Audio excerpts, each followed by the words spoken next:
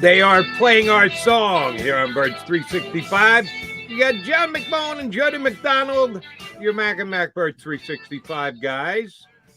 We did not consult on the outfits we were wearing before today's show. I don't even know, man. I had some issues, Jody. Yeah, I heard a little power outage at Shea McMullen. Yeah, I didn't even know, but I woke up and all the clocks were blinking, and then I'm trying to get the dog out. My wife's not working this week, so she's getting up later, and on and on and on. And I'm like, oh, the computer won't start. And I'm like, oh, that's right, it's not on because you got to. Kind of need electricity to turn your computer on. Are you like me, still dependent on your alarm clock? Not your phone, because No, I'm a phone guy. You are a phone guy? Yeah. Yeah. If my power goes out, I'm a dead man because I never put an alarm on my phone. I know I should use it as a backup. My daughter always does. I hear multiple alarms go off whenever she's home. She's got an actual alarm in her room, but she uses her phone much more than anything else. Yeah, I guess I should get used to doing that just in case stuff like what happened to you today happens to me. Because if the power goes out at the McDonald house, you'll be doing Birds 365 solo. And it won't be because, and even if the power comes back on, the clock goes out in the middle of the night, I'm not noticing it. So I'm a dead man. I'm not getting up. I hear you. That's not why I do it. I think eventually, all decisions are made by my wife. So eventually she said, I'm getting rid of this thing. I have no say in it. So. Oh, yeah. By the way, the alarm next to my bed, I'm guessing circa 1995. Yeah. Somewhere there about. It's got to be 25 Is there a radio in there? Oh, absolutely. Yeah. Oh, yeah. Little clock radio with the digital time on it. Oh, I know I got it. That's old school. Sitting on the porch, you can bring out the clock radio and listen to Jody McDonald on WFAN back in the day. Oh, I got enough other radios sitting around the house. I don't actually have to take the clock radio out, but that's another thing that I should learn to just listen on my phone, and I never do that either. But we're very happy that those of you who are up watching us on your computer, pumping us through your TV, your smart TV, however you're taking us in this morning, we got plenty to say about the Philadelphia Eagles, who took another small step. Last night's game wasn't completely irrelevant. Less important because it was a non-conference game between the Saints and the Dolphins, but any loss for any competitor at this stage is a good loss. How about the Miami Dolphins taking advantage of the Saints the same way the Eagles have taken advantage of some of the quarterbacks that they played of late here in the National Football League? Ian Book, would you rate him above, behind, or exactly on a plane with Jake Fromm from this weekend's football action, Jake? I have to be honest and say when the Dolphins made it 17-3, I believe, I clicked off the game. At that point, that is just brutal football, Jody. I mean, at that point, he was better. I don't know what happened after that point at all. Obviously, he was not good. But I think he was better than Jake Fromm. Again, and that's not a full play to actually went on in the game. But I'm with Peter King. I don't know if you saw his tweet this morning. I retweeted it, trying to pull it up. Yeah, the NFL has got to make some decisions. This is Peter to make about these COVID rabid teams. If burlesque shows like the Saints lineup in the national TV game continue, not sure what the NFL could have done other than move this game back to Tuesday, Wednesday. But this game was an embarrassment. This is no fun, Jody. These games are no fun. I realize Eagles fans want to make the playoffs. Look, I get that. I give them credit for taking advantage of these situations. But, man, I want to one of the things that sort of drives the popularity of this league is Urban Meyer's sentiment. Every game's Alabama. Every game's competitive. Obviously, I'm being facetious. There are blowouts in every season. But you see it all the time in the NFL. Certain team beats another team. The Lions win, best team, worst team. Arizona Cardinals, when they lost to the Lions, at the time had the best record. This league is built on parity. And these games are not parity. And these games are over before they begin. And I had the Eagles versus, I was telling fans, don't hand wring. Don't worry about Tuesday. Don't worry, got pushed back. It's Garrett Gilbert and Jake Fromm. It's not the Eagles' fault. But it's no fun, Jody. It is no fun. If you beat the New York Giants, even with Daniel Jones, they still stink. But you have a sense of an accomplishment. If you beat the Washington football team with Taylor Heineke, it's still Taylor Heineke or Kyle Allen, but it's an NFL player. There's some sense of accomplishment. I don't know. I don't like it. I don't like it at all. I don't have the answers. I don't know what you can do, but I'm just saying, this is no fun. I took a call last night. I think it was on CBS. I don't know if it was CBS or WIP because I did both last night. It was probably on CBS because it was a national call. It was a Saints fan who was absolutely livid that they were playing a game last night. And he said, listen, understand they pushed back 3 games last week when the team had 20 plus guys in the COVID protocol. Well, the Saints, by the time the game started, had over 20 guys in the COVID protocol. And my only explanation was this, that they added several more prior to the game, so they might have been in the teens when they needed to make the decision on when they were going to move the game. Now, you got to do so with at least a couple days' notice. You can't say 5 minutes before the game when the stadium's full and everybody's paid $50 to park their car. Oh, yeah, by the way, we just tested everybody. They got 23 guys. It's not fair. We're going to push this one back 2 days. Can't do it that way. So I'm sure they have a cutoff time-wise in place before kickoff that we need to make a decision on this game if there's going to be a postponement, which, by the way, this was a Monday night game, which is different than a Sunday game because when the Eagles got pushed back from Sunday to Tuesday, you got to push it back 2 days from Monday to now Wednesday, and nobody wanted to play the game this week against the Giants because, oh, that's too quick a turnaround. It'd be an even quicker turnaround for the Saints or the Dolphins trying to play their game last week. So, yeah, COVID is ravaging the season. And I think the NFL is doing the best that they can. You can think it's not good enough, but like John just said, let me concur. I got no idea how to fix it, how to do it better. What can you wave a magic wand and say, stop getting positive tests for COVID? That doesn't quite work. I don't know how the NFL could handle it any differently. I think they did the best 2 weeks ago when the Eagles, unfortunately, were pushed back and had to deal with a very short week, which, oh, by the way, they won both games anyway. So if the results are the only thing that matters, the Eagles are perfectly fine. I don't know what they could have done for last night's game. Yes, Ian Book was woefully overmatched and not ready to play quarterback in the National Football League. Can I give you the best stat that I saw?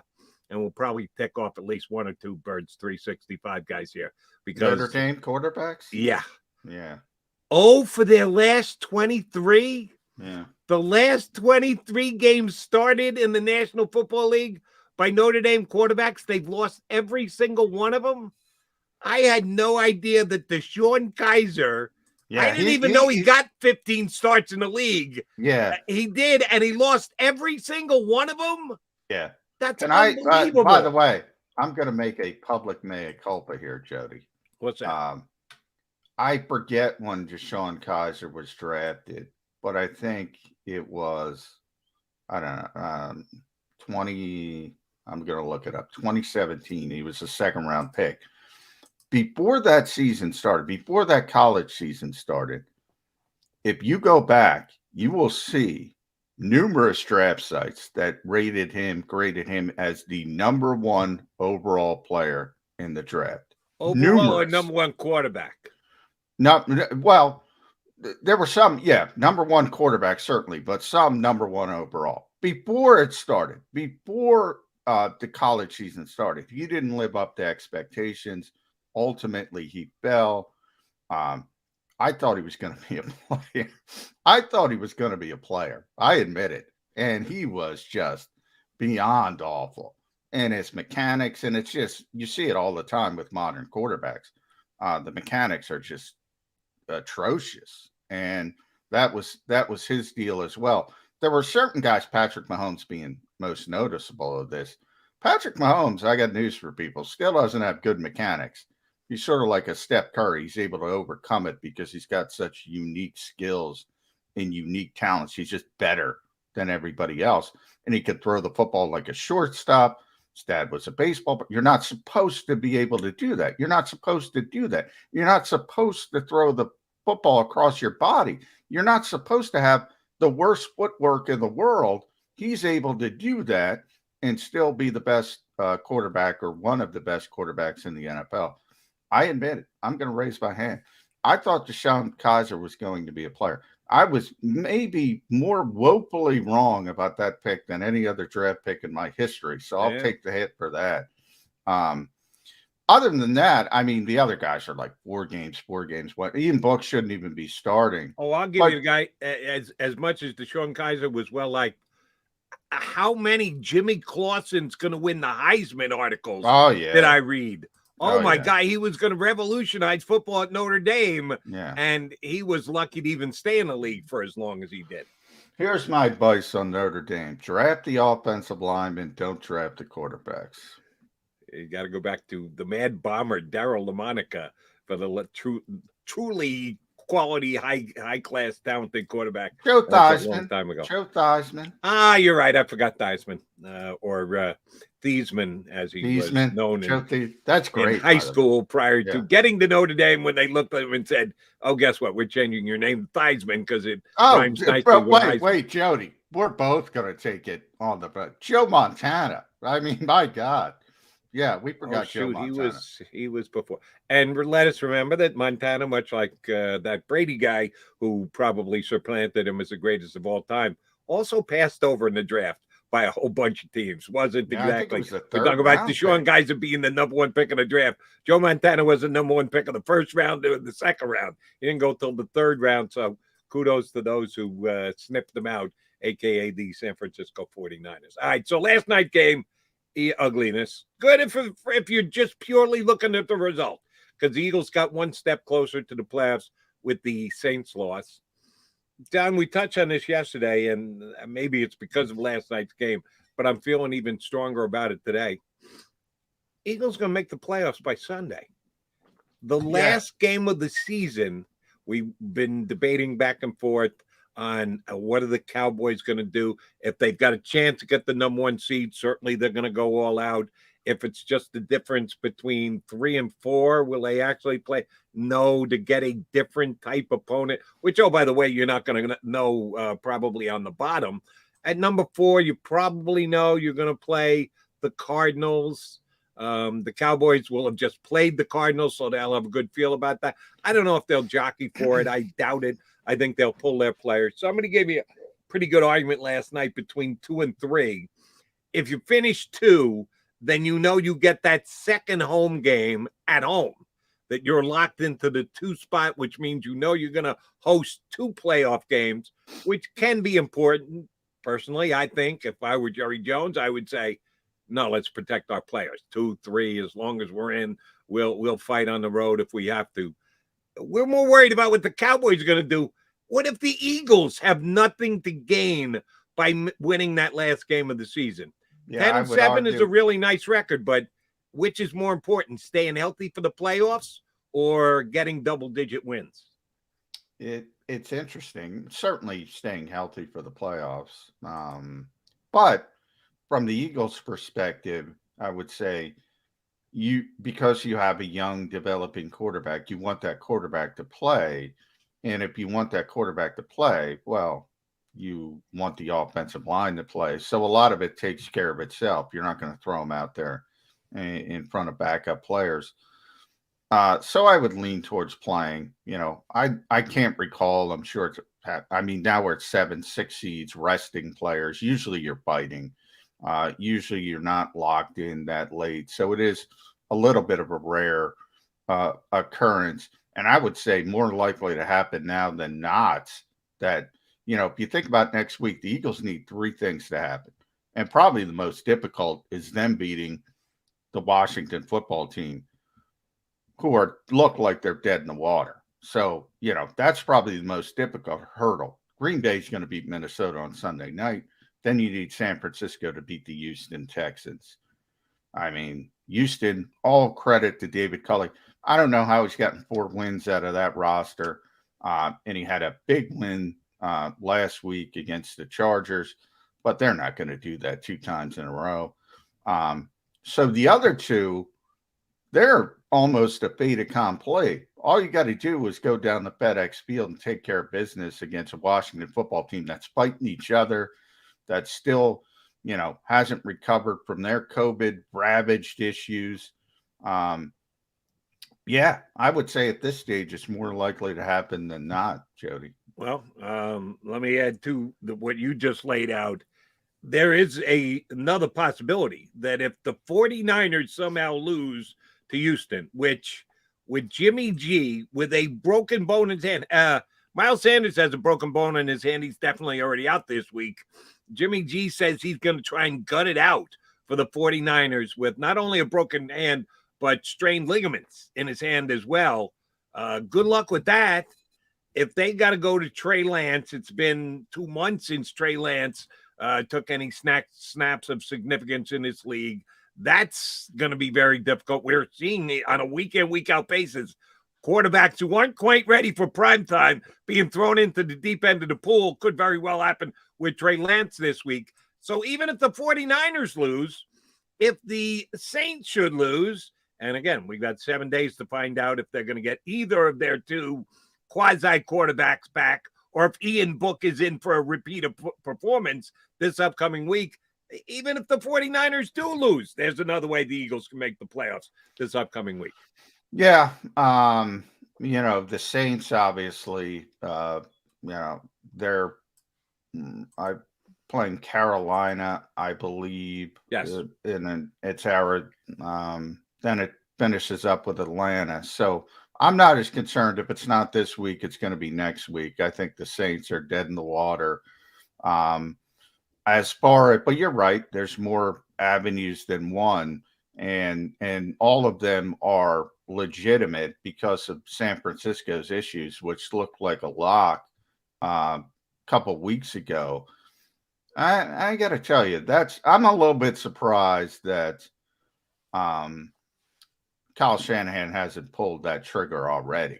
And I think maybe it would be a positive for him to go in that direction at this point, to go to Trey Lance from Jimmy Garoppolo. The difference from him and some of these other young quarterbacks who are clearly not ready, I mean, he's been there the whole year.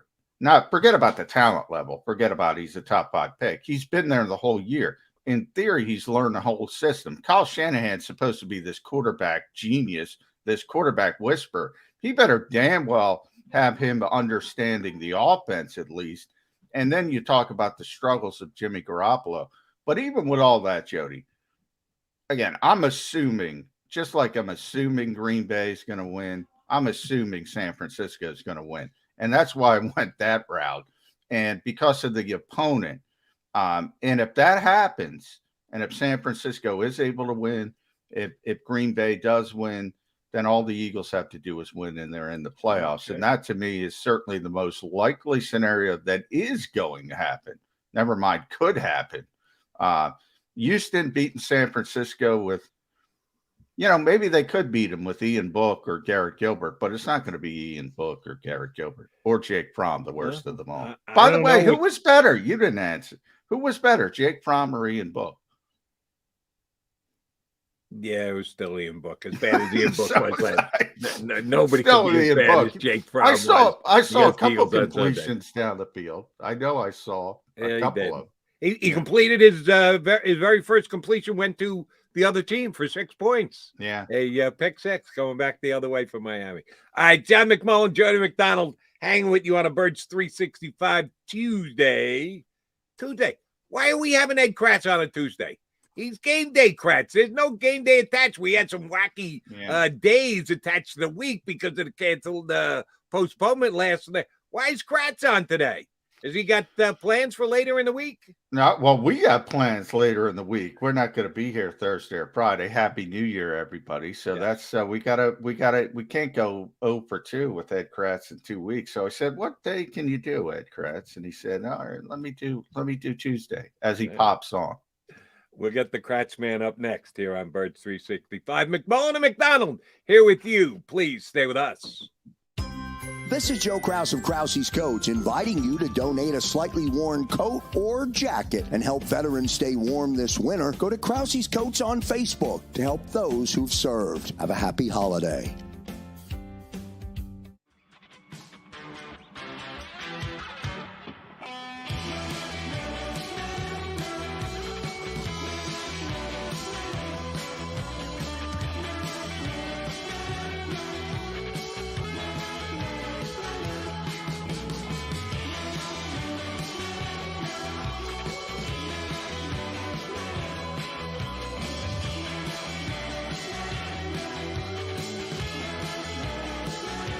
At Stateside Vodka, every new customer gets the world's best rocks glass, free.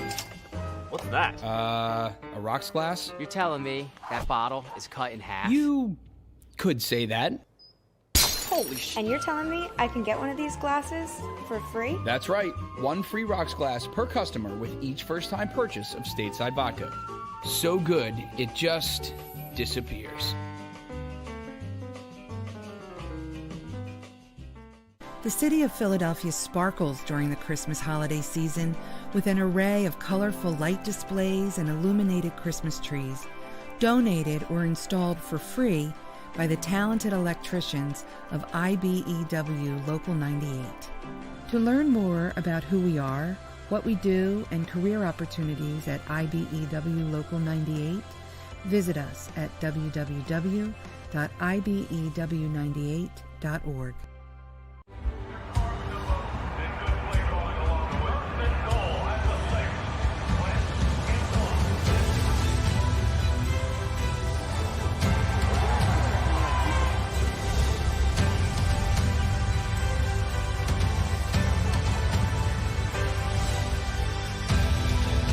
Field of life, First Trust Bank is there for you. 7 on 3. 1, 2, 3. Because Philadelphia dreams deserve a Philadelphia bank. As a hard-working American, you've never experienced how tough life can be until now. A catastrophic injury while working on the job. A personal injury from someone else's negligence. Turned away by other law firms in the region who didn't bother to learn your story. It's time to meet the Fritz & Bianculli Law Firm and managing partner Brian Fritz. Badly injured? Call the Fritz & Bianculli Law Firm. Find out why they say, we got this. Go for the midnight dares. Go for the game. Go for the hits. Go for the fans. Go for the win. Go to Ocean Casino Resort. Book your trip at theoceanac.com.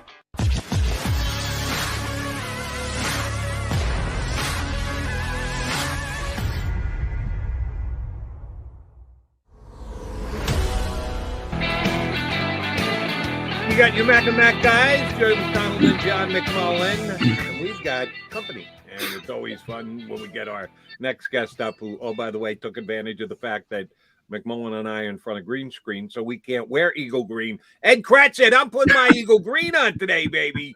Showing proudly that the Birds are in the playoff push. Actually, in the playoffs as of right now. Nice choice of color today, Mr. Kracz. Jody, it's just a green shirt, man. You know, I put a blue shirt on and nobody says, hey, you're wearing Giants blue. You know, I mean, it's just the shirt. Hey, this could be Jets. This could be Jets green too, Jody, if you want to look at it. How about those Jets beating the Jags this week? How about it? The best rushing performance of the season, I believe, even better than the Eagles from the New York Jets. Is that correct, Jody? Didn't they run for like 270 or something? I know that it was kind of a faux one because their quarterback took off, went 65 yards on one given play. Which, oh, by the way, did you see the Jags attempt to tackle on that play? You talk about a lack of fundamentals. Oh, my God. They just let him walk down the sideline for 40 yards, and three guys kind of just grazed into him and didn't push him out of bounds. But I don't think people want to hear about the Jets. They want to hear about the Eagles, Ed Kracz. How impressed were you with that win over the barnstorming New York Giants? Well, listen, hey, you know, it's an NFC East game. You can't apologize for any win in the NFL. And if you look at the Eagles' schedule when it came out, we kind of knew that this would be a chance for them to kind of put up some wins, right? I mean, how tough it was early on, and now it kind of softened in the second half, and we're seeing the results of that. But you have to give the Eagles credit because they're a team that has gotten better from week 1 until, here we are, week 17, and they are a better football team. And, some of that could be the competition, but we knew the competition was going to take a dip. So I was impressed with the win. Sure, it's not easy to win, especially a division game where the teams play each other twice, and this year those games are condensed. They just had beaten the Giants, or lost to the Giants, I should say, a couple weeks earlier. And now you're playing a Washington team that they just beat, 12 days ago. And that's not easy. And, if the Eagles win, everybody will say, well, it's only Washington. They haven't beaten anybody. But listen, you can't apologize for any wins. We saw this coming when the schedule came out, and they're in the playoff hunt. And, I think Eagles fans should be very happy that they are in the playoff race. Yeah, they should be happy. And that's interesting because I've gotten a bunch of Twitter people today, I guess because of the way Brian Flores took care of the New Orleans Saints in a similar situation with Ian Book last night on national television. A lot of blitzing, a lot of pressure. And we know that's not Jonathan Gannon's sort of modus operandi, so to speak. But did I miss the Eagles losing to Garrett Gilbert or Jake Fromm, or even struggling defensively? Not only do certain fans want style points, but they want a certain type of style points. It's bizarre to me, Ed. What more can you do? They completely shut down. Their defensive numbers are unbelievable for the season now. And I want to talk about that with you as well, because you have to put the context on the good as well as the bad. But if you dominate a player or a quarterback or a situation, isn't that the goal? Yeah, again, and this is a weird season now here as we come to the end of it with so many players turning positive COVID tests. So, you're playing teams that are, not only injured with, real injuries, but now you're playing teams that don't have a full complement roster with COVID. I think that Saints team wasn't really that Saints team last night against the Dolphins. I think the Saints had 21 guys on the COVID list, and, the NFL postponed the Eagles-Washington game when Washington had 20-plus players on its COVID list, and yet, they pressed forward with this one, and I get why they did. It was a Monday night game. I mean, when are you going to postpone it to Tuesday or Wednesday? And then, everybody's on a short week. So it's just strange. I don't understand why, fans aren't happy with these wins. Maybe they're spoiled that, the Eagles just won a Super Bowl a few years ago, and I don't understand why they want style points. Maybe they're not looking forward to a playoff matchup against Tampa Bay or Dallas or whoever, LA, and then getting maybe, potentially beaten pretty badly, because let's face it, this Eagles team can't start the way it has against Washington and the Giants and expect to beat, a pretty good team, I would think. But if you just get into the tournament, and I think you mentioned this, John, this is the year to get in because of all of the unpredictability of it, the COVID situation. You don't know what that's going to look like. So, you had the Arizona Cardinals riding high early on in the season, looking like the number 1 seed, steamrolling toward the, the playoffs. And now here they've lost to the Lions and then the Colts last week. So you just get in now and you take your chances. That's really all you can do. And that's what every playoff season is like. You just get in. And with the unpredictability this year, who knows what can happen? So I don't understand why fans want style points. I say just take a win and just turn the page and move on to the next week. Eagles are now dangerously close to getting in and might do so before the last week of the season, which would give them the option of potentially holding guys out. I know you want to finish strong. They've won 4 games in a row. They've won 3 games in a row. They're going for their 4th in a row, something they haven't done since back in 2019. To win that last game will give them 5 in a row, which is something they haven't done since the Super Bowl season. You got to take it all the way back to 2017. They've won 5 games in a row. Yeah, I don't care. Once you get into the playoffs, your record becomes irrelevant. It's just win that game that day and I would be cautious. I would sit Jalen Hurts. Kelsey's going to come out because they try and protect him at every turn, as well they should.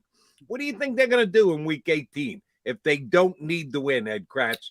Go full bore to keep the winning streak going, or get a little conservative and protect players and get them off the field in a game that isn't going to move the needle at all?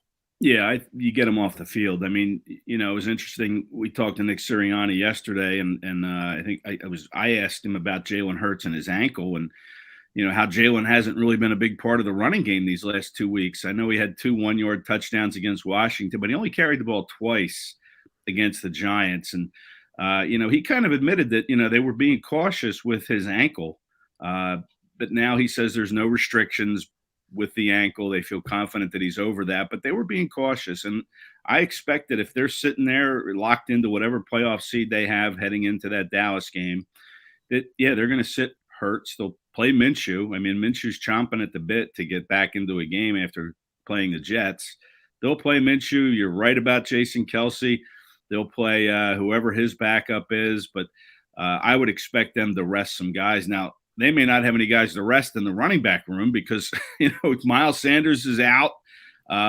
We saw he posted something on social media last night of him having surgery on his broken hand. That can't be a good sign for him returning anytime soon. Jordan Howard has a stinger issue. Who knows if he'll play Sunday?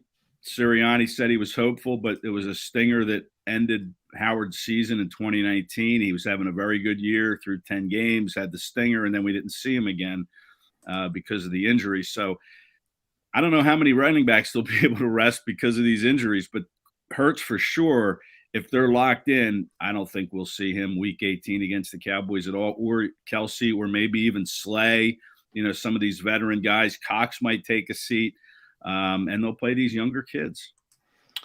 Certainly would be interesting because you have that dichotomy. Obviously, you're right. I didn't, factor in Jalen Hurts' ankle, Ed, but you want a young quarterback to develop.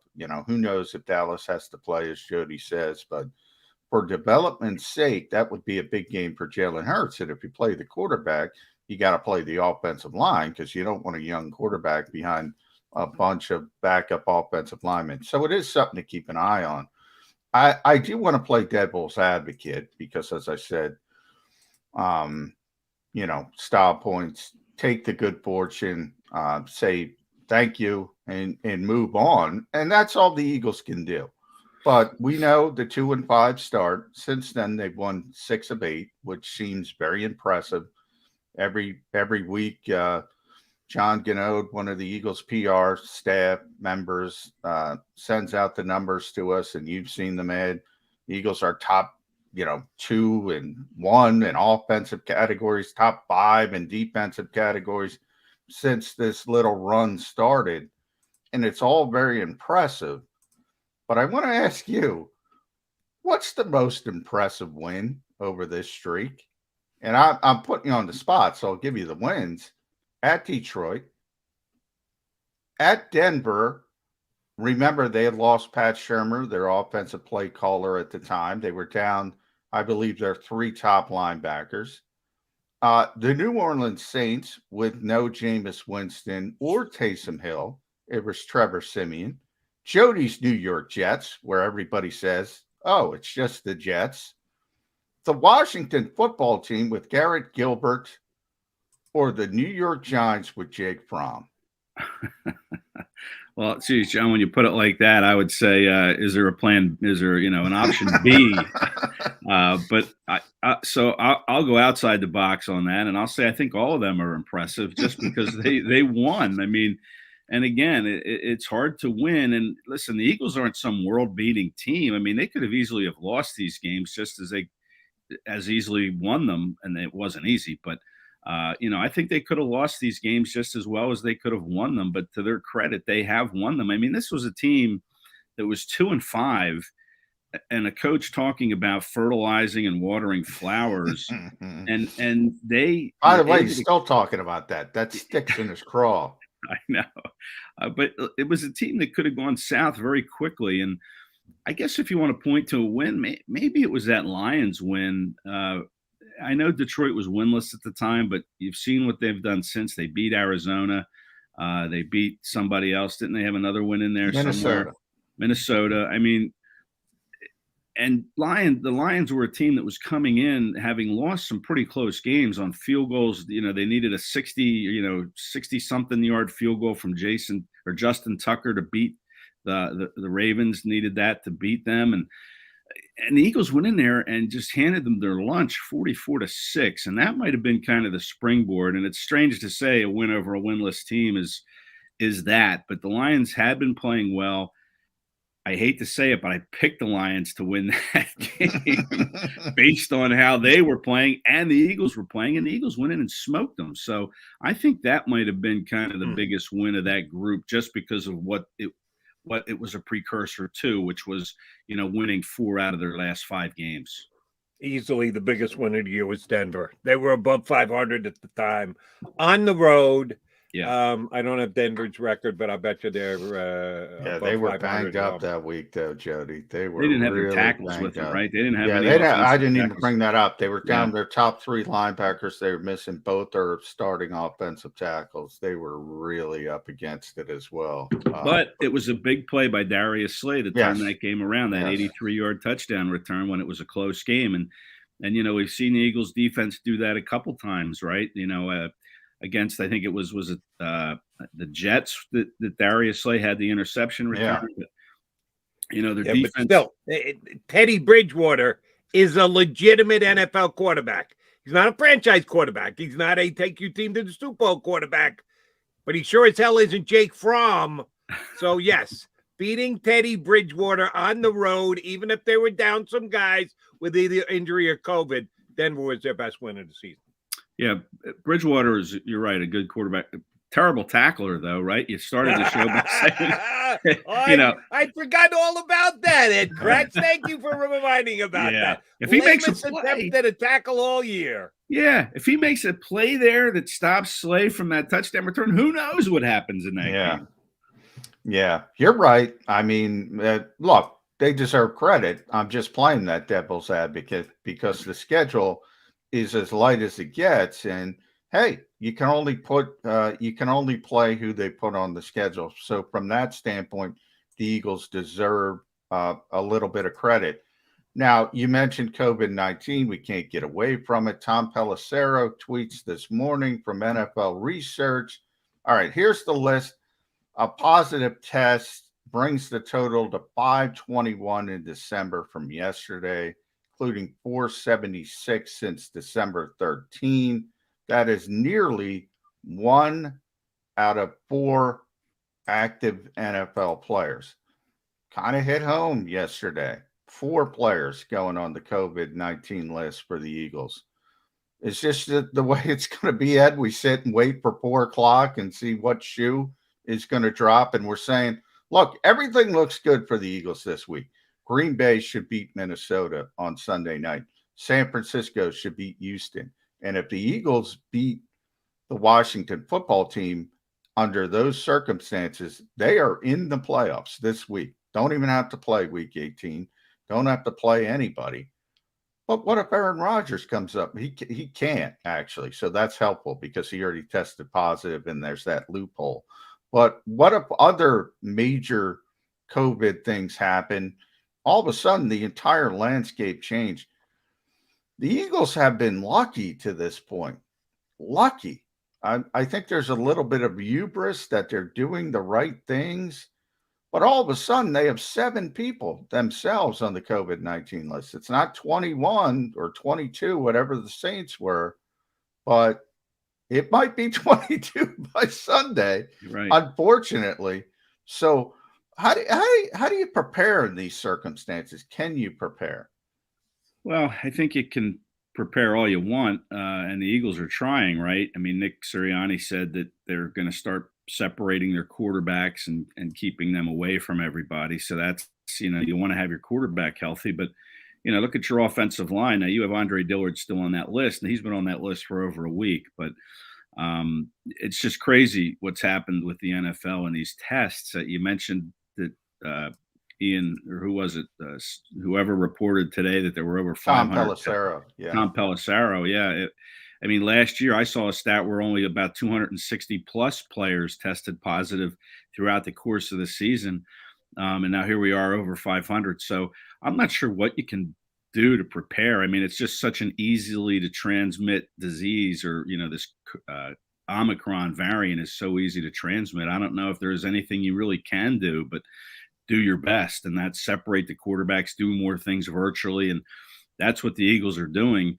And that's probably why you want to get into the playoffs. Now, I know you have a little more flexibility in the playoffs with scheduling, but you don't know who's going to pop positive, these next few weeks here and into the playoffs. So if you get into the playoffs and guys start testing, that sort of tilts the field a little bit. But the Eagles have been lucky. The 4 guys they got on the COVID list on Monday, 2 of them are concerned because they play the same position, Taron Jackson and Derek Barnett. Yeah. So, I guess on one hand, it's good they test positive on a Monday. That gives them a little bit more room to come back for Sunday. It's the guys that test positive on Wednesday and Thursday that you're probably not going to have on Sunday. So at least Taron Jackson or Derek Barnett have a chance to return. But if they don't, you're already so thin at that defensive end spot. Ryan Kerrigan, I know he hasn't given you anything, but he's a body you could throw out there, but he's on the COVID list. So, your defensive end's already thin. You're going to run Josh Sweat out there. I guess Milton Williams can play out there. Yeah. Fletcher Cox played out there a little bit against the Giants, which I thought was really something they should have done with Fletcher years ago, is play him more as a defensive end. So you're going to really have to see some defensive coaches, offensive coaches get more creative with this COVID kind of working its way through all these rosters. And we'll see what the Eagles do if they can't play those 2 guys, Barnett and Kerrigan and Taron Jackson. Guys, talked to a buddy last night who covers the league, and he's a really good reporter, but he's also a cynic extraordinaire. And he theorized this with me, that there's a whole bunch, well, not a whole bunch of league, but enough teams in the league that actually want their players to go on the COVID list at this time. Because once you get on, you can get back relatively quickly if you have a negative test. And then, oh, by the way, you're not tested again for the rest of the year. And that's the Rodgers loophole, what I was saying. Rodgers tested positive, but there's 90 days he doesn't have to get tested again. And that gets him through the playoffs. Right. It's a legitimate strategy point, I should say. Now, if you show symptoms, you have to self-report yourself to the team doctors, and then they got to test you, and you come up positive again. But my guy was suggesting, they're going to get these guys positive. They're going to get them back in after just a 1 negative test, and then they're clear for the rest of the year. So you better get it out of the way now. Have your positive test, get cleared, and be cleared for the rest of the year, rather than have it sometime during the playoffs. And he said, do you think anybody's going to tell that they're positive if they got sniffles, if they got any kind of a react? No, I'm fine, Doc. Nobody's going to self-report during the postseason. So we're going to have a bunch of guys. You think it's spread now? Wait till you get to the playoffs when a whole bunch of guys are not reporting themselves. There'll be even more spreading going on. We just won't know about it. Yeah, and maybe that's the answer right there. I mean, listen, this thing isn't as deadly, I don't think, right? And no, that's what they say. Yeah, we're not doctors. I know. I mean, so maybe I play one on streaming JAKIB Media YouTube channel, but I am not a doctor. But I will say this to Jody's point. Yeah, that's great if you're Green Bay or Dallas or Kansas City and you're going to be in the playoffs. It's not great for New Orleans last night. It's not great for Washington on Tuesday. They had legitimate playoff hopes that have been completely derailed by COVID-19. And as Peter King said, I'm sorry, it's no fun. It is no fun. Look, I know Eagles fans want their team in the playoffs. It's probably going to happen, although some don't. Some would, for some reason, they would rather have better draft picks. I don't know. It's just no fun. Am I wrong? Am I being a curmudgeon? How do you guys see that? What's no fun? I mean, I think it's fun to have a playoff team. Sure. I mean, Well, why no, not? I meant when you're rolling over teams like New Orleans. If you're Miami, New Orleans Oh. is a playoff contender. Washington, from their perspective, you know, a win over a full strength Washington team, and just I'm not talking about Ryan Fitzpatrick. I'm talking about the normal attrition of NFL season where you have guys injured, they have to go to Taylor Heineke, but you win that game and it becomes an accomplishment. It's not an accomplishment to beat Garrett Gilbert. You take it, you do it. It's not an accomplishment to beat Jake Fromm. You take it, you do it. You say, hey, thanks for the good fortune, and you move on. But I do think it's less fun to do it that way. Oh, I see. No, I think it's, listen, the COVID thing takes it to another level. Normally you just have the attrition of injuries, knees, ankles, shoulders, whatever the Yeah. injury is. But this takes it to a whole nother level. But at the end of the day, to me, it's still football, right? You're still seeing a football game out there. And whatever team you choose for, if you're just a fan of football, I enjoy watching football no matter how it is. I hate to see these bowl games get canceled. I think they've canceled 4 of them. Just give me a football game that I can have on, whether I'm sitting there glued to it or it's just kind of things I check in and out of from time to time to see how it's going. Watch a few minutes of it. But I just like to watch football, and so it's fun for me no matter who's out there. Yeah, I'm a curmudgeon because 2 times in a row, Ed. Now I turned off Dallas, Washington because it was an embarrassment. Yeah, and I turned off last night. I said, "Well, this is ridiculous." I would argue it's not football. And I don't know. We started the show with this. I don't know how to fix it if you're the NFL, but it's ugly. It is ugly, and to me, it's no fun. But obviously, I'm in the minority as usual. And we're in the moment, so I think we get caught up in the fact that they're beating bad quarterbacks and reduced teams because of COVID, and we've never had a season like this before. We've had injuries. Guys have been out again because of injury. We've never had these COVID repercussions. I hope, crossing fingers, that 2 years from now, 5 years from now, we got a much better grip on this. Nobody's going to look back and go, the COVID year. Eagles beat up on all these teams and had all these guys who are out. It'll be forgotten. So I'm not going to let it bother me in the moment either, because I sure as heck know it's not going to bother me down the road that the Eagles won against teams that were more taken apart because of a virus. Ed, here's my question for this upcoming week against Washington. Forget about COVID. Are they going to be able to field the team, or are they going to fight all the way up until kickoff after what happened the other night? If that punch had landed on Sunday Night Football, if Jonathan Allen had landed that punch and laid his teammate out, I think Washington is basically a dead team walking. Do you think that Ron Rivera can get him to a competitive level against Eagles on Sunday?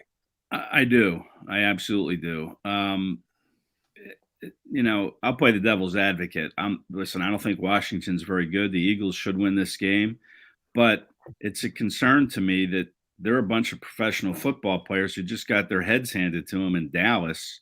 I would expect them to have a better effort against the Eagles, knowing the Eagles just beat them 12 days earlier, 13 days earlier, in a game that was competitive throughout, 3 quarters, 3.5 quarters. And they would probably love to spoil any hope that the Philadelphia Eagles have of making the playoffs. So I see a team of professionals that are probably going to be a little bit more galvanized by what happened in Dallas.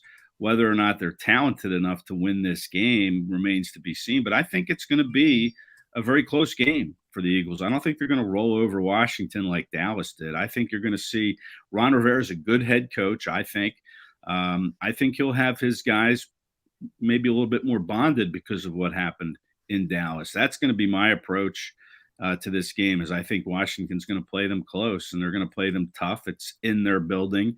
And they would probably like nothing more than to spoil anything that the Eagles are looking forward to postseason wise.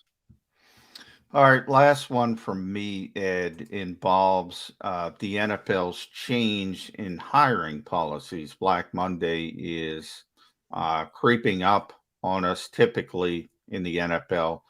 But now you can interview. They tweaked the rule in the final 2 weeks of the regular season. You can interview assistants from other teams if you've already moved on from your coach. So that would be Jacksonville and Las Vegas. Or you can also inform your lame duck coach, I'm looking at you, Chicago, that you're going to move on. And if you do that, you can start interviewing guys and get a bit of a head start. NFL media threw out a little bit of list, 6 guys, and I think this will surprise many Eagles fans. One of the names on that list, even though it shouldn't surprise them because we were talking about it, we have been talking about it, is Jonathan Gannon. Would Eagles fans be happy if Jonathan Gannon was one and done? Do they just want to move on to a different philosophy? Or would that be a significant hindrance to this organization? Well, I think Eagles fans wanted Gannon out during the first 8 games of this season. I don't think they've really changed their tune any. I think they would be happy to see Jonathan Gannon leave. But I think it's probably premature to be talking about Jonathan Gannon as a head coaching candidate. I know NFL media mentioned it, but and I know he was a hot assistant coach hire in the offseason. A lot of teams wanted him to come on board and be their DC. The Eagles got him. But listen, I'm not sure I've seen enough body of work from Jonathan Gannon to say, yeah, take over my team. I think Doug Peterson will be a head coach in this league next year with one of these teams. I really do. I think a team will take a Super Bowl winning head coach that's on the market. But Jonathan Gannon, I'm not so sure that he would be ready to take that job. I mean, I know he's done a decent job with the defense over the last 8 games. Like you mentioned, the PR staff tweets out all these great numbers that the Eagles defense has compiled these last 8 weeks or whatever, seven weeks. But I wouldn't be confident myself in turning my organization over to Jonathan Gannon just yet. I mean, I would let him kind of sit and try to, coach as a DC for a year or 2, see how they do next year, and then reevaluate him. But stranger things have happened. I don't know what other organizations are looking for. To me, I don't think he's ready, and I don't think Eagles fans would be very sad to see him go. I know Nick Sirianni might be sad to see him go. But there are some other defensive coordinators they could bring in out there should Gannon get hired. And that would be interesting to cover that job search. But I don't think Gannon's going to go anywhere. I really don't. All right, let's wrap up on this one, Ed. And I'm going to hold your feet to the fire and test your reporting chops. Let's say you go out for coffee this afternoon and you go into a Starbucks and you just happen to recognize, because he's a very recognizable guy, Gardner Minshew. But he's standing next to another tall and somewhat skinny guy, and you're not 100% sure. So you go to your phone and you go under the Eagles roster, and you do figure out that it's Reed Sinnett that Gardner Minshew is having coffee with in the Starbucks in your neighborhood. Are you reporting on the 2 players? Because the quarterbacks are supposed to be separated. I couldn't pick Reed Sinnett out of a police lineup, but you might be able to. We can all pick Gardner Minshew out. That's not a problem. But will you report if the Eagle quarterbacks are commingling with the degrees they're going to keep them separated? Of course I would, but yeah, definitely. But I would go up and talk to them. I would go up and say, I'd introduce myself. I don't know if they know me because we're not in the locker room. We talked to Gardner Minshew live once, and that was after the Jets game. I wouldn't know Reed Sinnett from a Tom Cruise. Well, I would know Tom Cruise, but I wouldn't recognize Reed Sinnett, but I would go up and say, hey, Ed Kracz, blah, blah, blah. What are you guys doing here? What's going on? And see what they say. And yeah, I would report on it. And I would even probably tell them, hey, I got to do my job here. And I'm going to put this out there. You guys are sitting here in Starbucks in my backyard, for better or worse. But I just wanted to get your take on why you're here, this and that. So yeah, I would love that. if that happened, to be honest with you. I would love I think there's a better chance that Reed would recognize Ed Kracz than the other way around, to be honest. We know Jonathan Gannon can recognize John McMullen, but we're not sure about Reed Stinnett with any of us. So we'll hopefully have a chance to find that out someday. Eddie Kracz, love the green. Thanks for coming on with us. You'll be up again next week, and feel free to wear whatever the hell you want. Maybe I'll wear my Giants blue or my Chiefs red. I don't know. Don't wear Cowboys blue. You'll get an earful. Yeah, I'll put some stars on my forehead here. Very prominent. I'll give you one thing you won't be wearing next week, which is burgundy, because the Eagles are just going to crush the Washington football team. Your concern over that game is ill-founded. The Eagles are going to win handily. All right, not as much as the Cowboys. Yes, I will predict the Eagles win by less than 42 points. But they are going to win easily against Washington. All right, good. I'm a little more concerned about this game than maybe some others are. Eddie, always a pleasure. Thanks for hopping on with us. Ed Kracz here with us on Birds 365. He's got. All right, before we go to break, we got to take a break here. On a scale of 0 to 10, 0 being I already cashed the check, 10 being I'm petrified and shaking in my shoes. How concerned are you with the Washington football team that they can upset the Eagles on Sunday? I'm at a 4. I'm at a 4. I'm at like a 0.4. I think the Eagles. No, I think even though Taylor Heineke was atrocious in Dallas, he's at least an NFL player. I think he's proven that. He's probably not going to have 2 games like that in a row. Ed mentioned the divisional aspect. They got much more players back. Brandon Sheriff's going to be back. Their best offensive lineman. They're going to be healthier from a COVID perspective. I think, again, we don't know. You don't know what's going to happen in the next couple of days. But right now, they look far healthier. And then, 2 times in 12 days on the road, that's always a little bit more difficult. It's sort of that kind of normal NFL thinking stuff. If you look at the Washington football team, though, they look like a dumpster fire. They look like they've given up on the season. You mentioned Jonathan Allen, Daron Payne. And then from the Eagles' perspective, the one thing that concerns me that we talked about a little bit with Ed is the running back situation. You need somebody. Miles Sanders isn't going to play. I don't know about Jordan Howard. We'll see as the week goes on. Boston Scott, people don't realize, is dealing with a knee injury. I don't think Kenny Gainwell's ready to be a bell cow back, somebody who can carry the football a lot. He can help you in the passing game. And then you're talking about Jason Huntley on the practice squad. And he's another Gainwell type, really not more of a situational guy. So I'm a little concerned about the running back situation as well. Kenny Gainwell breakout game. Remember, you heard it here first this Sunday. I'm afraid with 2 fumbles, Kenny Gainwell, if he touches it 20 times, he's got to put it on the ground. Maybe, but you can pick it back up and take it in for a touchdown. Very much got the Eagle glasses on this morning. All right, John McMullen, Jody McDonald, your Birds 365. We still got plenty to break down. An hour to go. Stay right here. This is Joe Kracz of Kracz Coats, inviting you to donate a slightly worn coat or jacket and help veterans stay warm this winter. Go to Kracz Coats on Facebook to help those who've served. Have a happy holiday.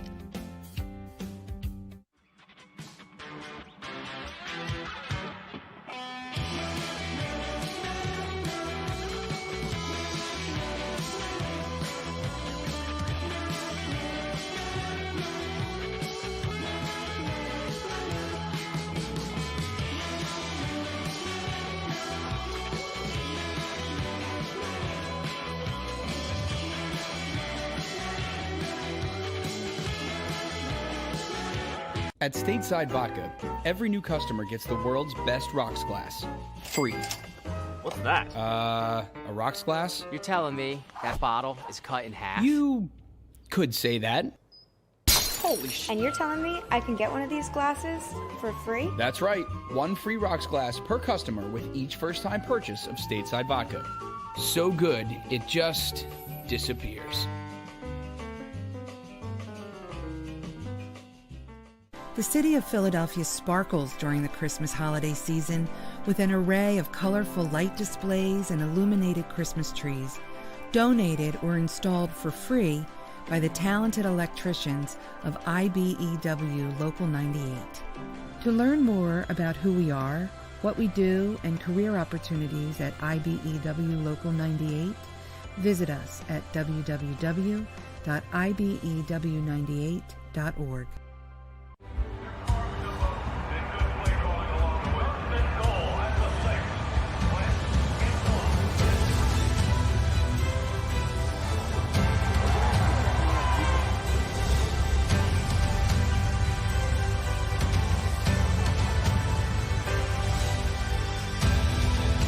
Field of life, First Trust Bank is there for you. 1, 2, 3. Because Philadelphia dreams deserve a Philadelphia bank. As a hardworking American, you've never experienced how tough life can be until now. A catastrophic injury while working on the job.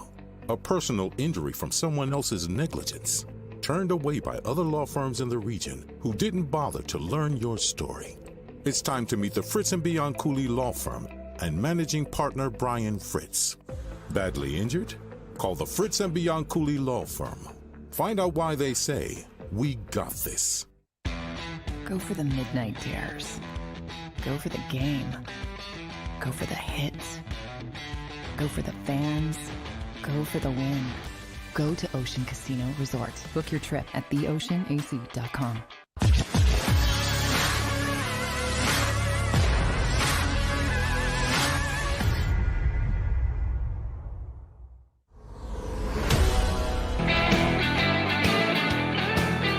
Hour number 2 coming your way here on Bird 365 as we lead up to a week 17, excuse me, in the NFL. 17.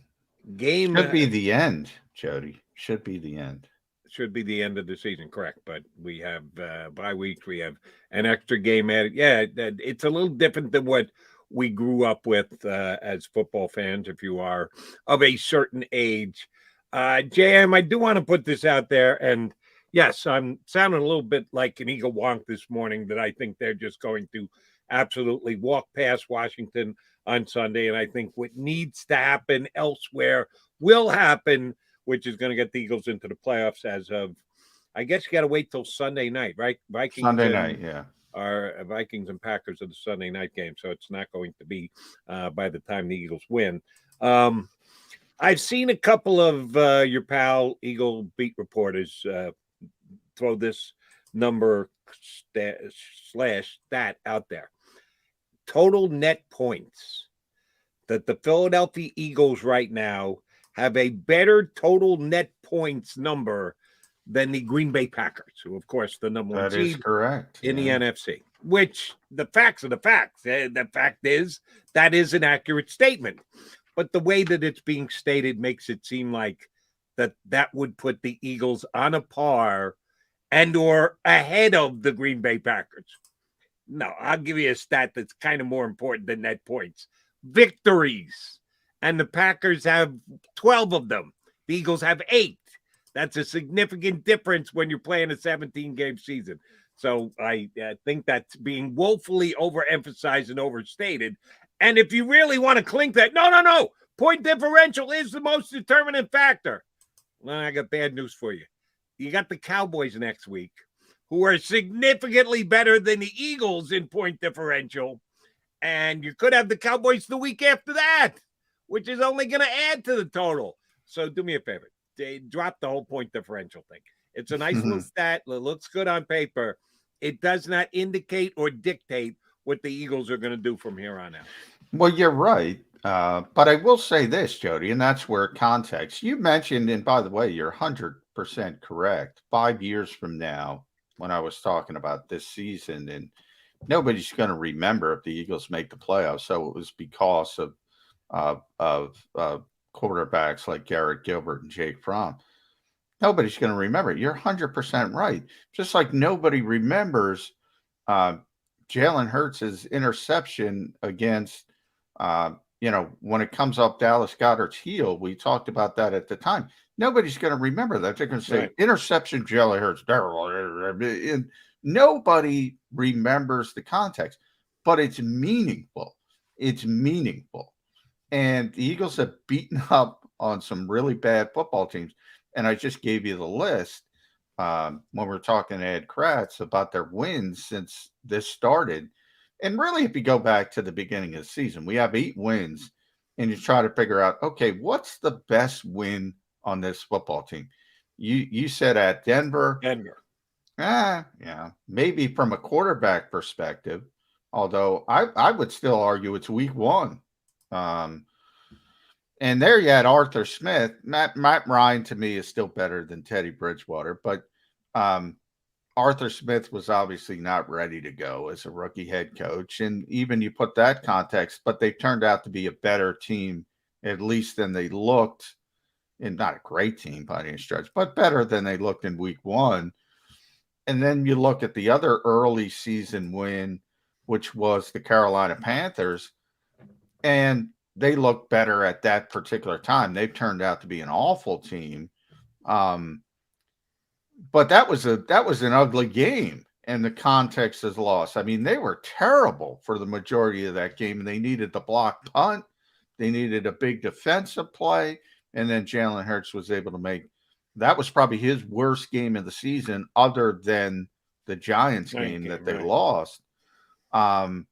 Not a lot of, if you want to look at it that way, not a lot of resume building wins for this particular football team. What context do you want to use? Because they're both, when you stand alone, one looks good, point differential, one looks bad, not one signature statement win. Which column you want to go with? It's a little bit of both.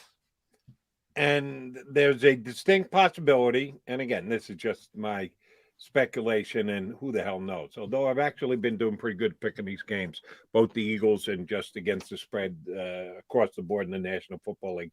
I said this last night. I make the picks because I've been doing it for 30 plus years. Can I look here on the Birds 365? I have to look into a camera. On the radio, I got to look into my microphone. Can I do so with a straight face and go, oh, I know better than anybody else? I know diddly because I don't know who's playing. You make these picks 24 hours in advance. Oh, here comes the COVID list. There goes half the team. Can't play for them. So how the hell do you know what's going on or what's going to happen? But undaunted, we give our opinion ahead of time before it ever happens. I don't think they're getting a signature win between now and the end of the year. Beating Washington this week with Taylor Heineke, to me, is not considered a signature win. And yes, I think the Cowboys next week are going to be in a position where it would be disadvantageous to play their best players. Top of that list, of course, being Dak Prescott, their quarterback. I think you're going up against Cooper Rush. So they're not going to get a signature win in that one either. So they're going to go into the playoffs. Let me repeat that. Going to go into the playoffs without a signature win all season. Does that matter once you get into the playoffs? Doesn't to me. Shouldn't to the Eagles. Maybe it means something to somebody. But if you're in the playoffs, I don't care whether you had a signature win or not during the season. No, I agree. That's, it's not your fault how the schedule broke out. And all you can do is play who's put in front of you. And, you take advantage of the situation. You mentioned Cooper Rush. All right, Cooper Rush played once this year. Who the heck did he play against? He won the game. I'll think of it in a second. I gotta look it up. Yeah, but that particular team didn't take advantage of a situation that they had. You look at teams losing to the Detroit Lions, for instance. The Eagles were able to rout. That's what Ed Kracz. I thought it was an interesting take on the best win because it was so emphatic. Obviously, they're supposed to beat a winless team, but it wasn't like 30-27. They just destroyed that team. And they ended up winning, beating at the time the best team in the NFL, Arizona, from a record standpoint. And he's right about Justin Tucker with the 60 NFL record 66-yard field goal. He needed to beat Detroit. So you can only take advantage of what's put in front of you. And the Eagles certainly did that with over this past week with Garrett Gilbert and Jake Fromm and Mike Glennon. And they're probably going to do it again next week. And they're probably going to make the playoffs. And you're right. Then you roll the dice. And if you get waxed by whomever, maybe it's Dallas, maybe it's Tampa Bay, or maybe, it's on that any given Sunday and Miles Sanders is miraculously back and Jalen Hurts is healthy and you run for 230 yards and you get an upset. Roll the dice, man. If there's any year to roll the dice, this is the year. This is the year. So Agreed. Just get in by hook or by crook and roll those dice. And then see if they come up 7 or craps on you. Thanks to Matt on the stream who correctly pointed out Cooper Rush beat the Vikings this year. Yeah, another team looking for the playoffs. And guess what? If they beat Cooper Rush, they'd probably be in the playoffs. They didn't take advantage of it. Much better chance if they had won that game. Speaking of the Vikings, let me run this one by you. You mentioned earlier when we had Ed on NFL media threw Jonathan Gannon's name out there as a coordinator who may be considered when the coaching carousel starts to spin, which is officially as of today, because of the new rules in the NFL, that you can ask permission to talk to coaches who are on other teams for potential openings that you would have for head coaches. I'm not sure if Gannon is going to be a major player, but I think he'll get an interview, which will be good for him because eventually someday he does want to get a head coaching job. If he does get that interview, and if the other team is considering hiring, and if they decide, Jonathan, you're our guy, we want to make you the next head coach of Team X, would Jonathan Gannon reach out and offer his defensive coordinator position to his old buddy Mike Zimmer, who may very well be getting his walking papers in Minnesota because he couldn't beat Cooper Rush and get the Vikings into the playoffs for weeks? You and I talked about when the Eagles put their staff together. Where's the veteran guy? Where's the knowledgeable old hand to guide the youth that the Eagles have on their coaching staff? Well, they've actually done okay without that guy being on the staff this year.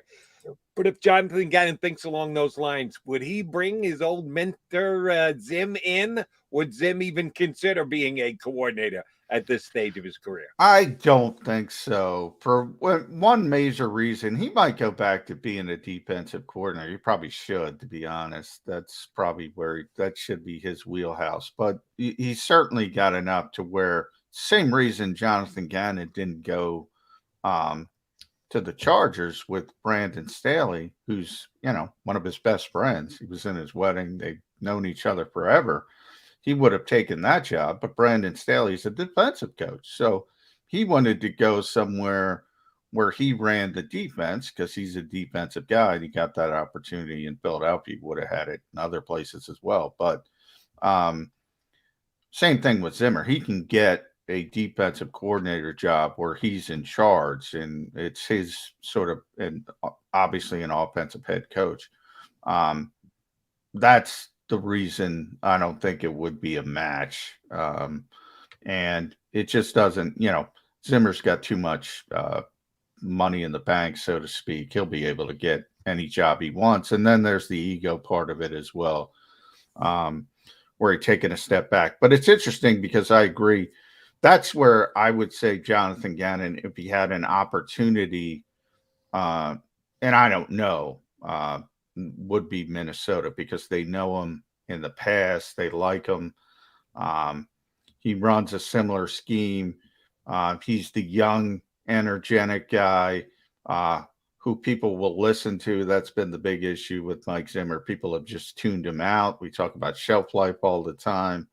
That to me would be an interesting fit. But I do think Ed is right. It's probably a little bit too early. And one thing I would criticize that NFL list about, and they put out, I think, 6 players, and I don't have it in front of me. Jody. But I think there were 4 defensive guys on there of the 6. That's not what this league is looking for. There's no stinking way it's going to be defensive guys. They're up against it to begin with. Everybody wants an offensive guy. And it's rare when defensive guys get the chance. Certainly not 4 of 6. Everybody's looking for the offensive guy. Then maybe a defensive coordinator can come in and knock people's socks off, sort of like Nick Sirianni did with Jeffrey Lurie. He was an outlier. He was not ready. He was not on the forefront. In fact, Jonathan's ahead of where he was last year, to be honest. But you know what? He got into the room with the only guy that matters, and he won him over. And that's how these things tend to happen. All right, one more quickie before we get a timeout in here, and I'm going to take it out down. But it's an ongoing situation that still concerns the Philadelphia Eagles because a first-round draft pick is tied to it. Remember, it doesn't seem all that long ago, John, that we were talking about the Eagles and their 3 first-round draft picks. And one looked like it could be top 5. One looked like it could be top 10. All right, one is probably going to be somewhere in the teens. How about all 3 teams are going to make the playoffs as of right now? Miami wins last night, so they're in the playoffs in the AFC. Eagles move into the 7th spot, so they're in the playoffs in the NFC. Go back over to the AFC. Colts are not even at the bottom. They're in the wild card round, but a little higher up than the Dolphins right now. So those picks are not as high as we thought they were going to be. 3 first-rounders is 3 first-rounders, but they're all in the teens as of right now, which is means you're not going to be getting top. Well, I'm just pulling it up, Jody. So right now, as we speak today, Miami would be 19. Right. Philadelphia would be 20. Indianapolis would be 23. So the Eagles would have the 19th pick, the 20th pick, the 23rd pick, and that could depend. That could even get worse because they're all playoff teams if they start moving forward. And by the way, I'll tell you what, it's still a good trade. There's no way to frame it, but Jalen Waddle's pretty stinking good. Agreed. And I thought Devontae Smith would come in and be the better of the 2 wide receivers in year number 1, and he hasn't been. Waddle has had a phenomenal year. He's got a chance to break the all-time rookie number of catches record for the Dolphins. And, yeah, Tua likes to throw to him. Tua looks to him a lot and made a couple of really nice throws last night.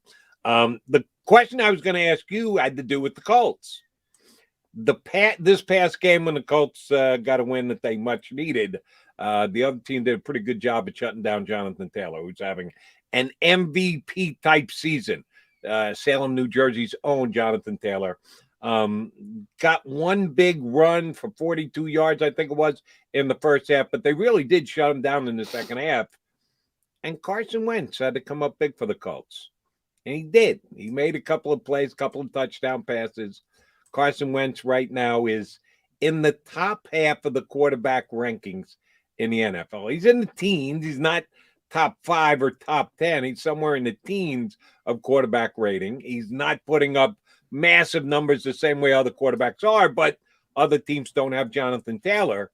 To this point, I think you're going to have to say that Carson Wentz has had a pretty good year for the Indianapolis Colts. You and I agree it was a move the Eagles had to make, and they got enough quality in return that justifies making the trade.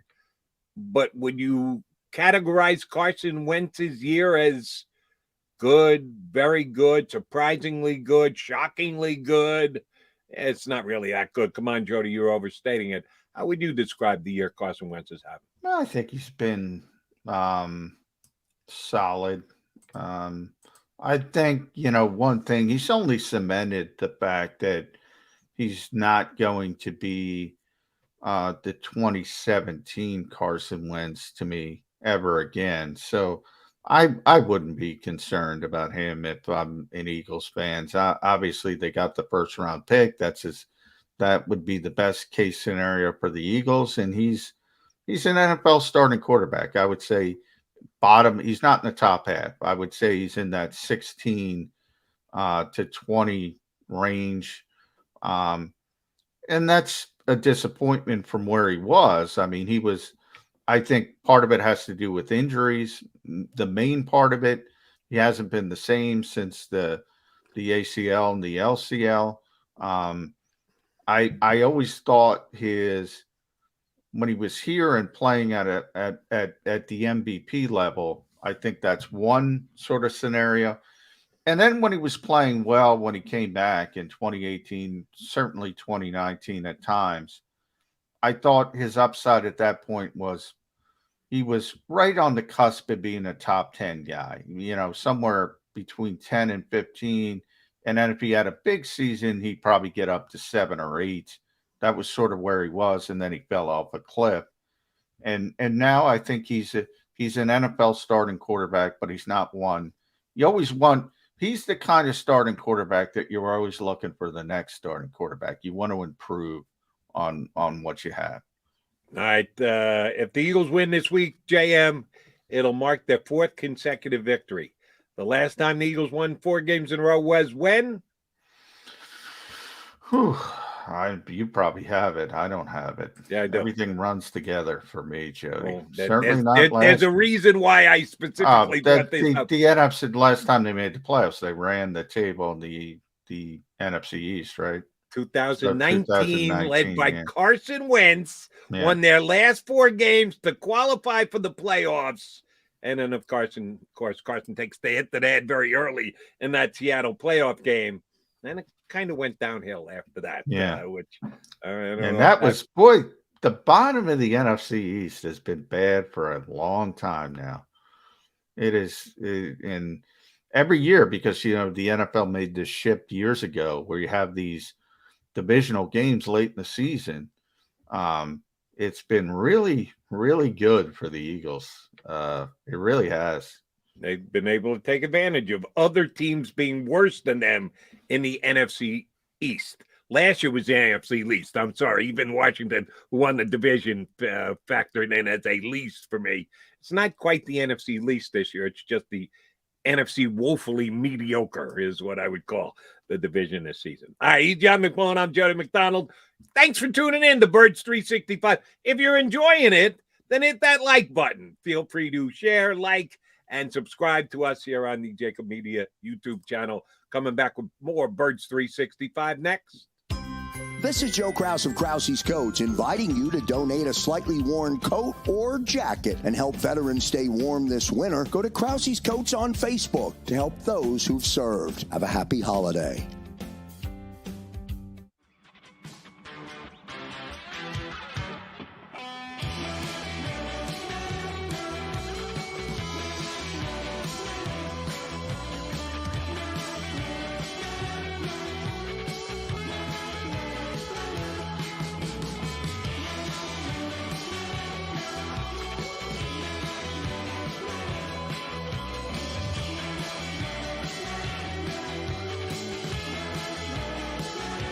At Stateside Vodka, every new customer gets the world's best rocks glass, free.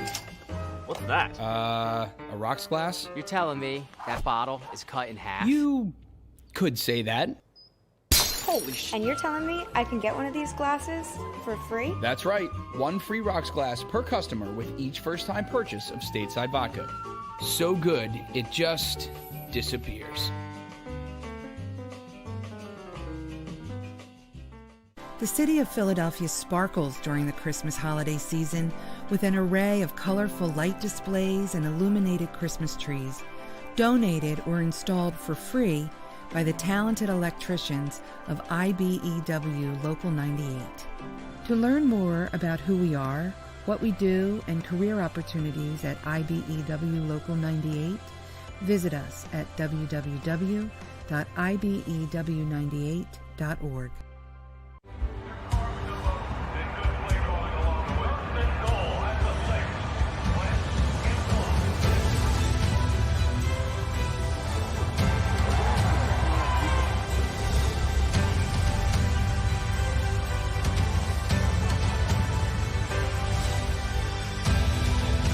Field of life, First Trust Bank is there for you. Champions on 3. 1, 2, 3. Because Philadelphia dreams deserve a Philadelphia bank. As a hardworking American, You've never experienced how tough life can be until now. A catastrophic injury while working on the job. A personal injury from someone else's negligence. Turned away by other law firms in the region who didn't bother to learn your story. It's time to meet the Fritz & Bianculli Law Firm and managing partner Brian Fritz. Badly injured? Call the Fritz & Bianculli Law Firm. Find out why they say, "We got this." Go for the midnight dares. Go for the game. Go for the hits. Go for the fans. Go for the win. Go to Ocean Casino Resort. Book your trip at theoceanac.com.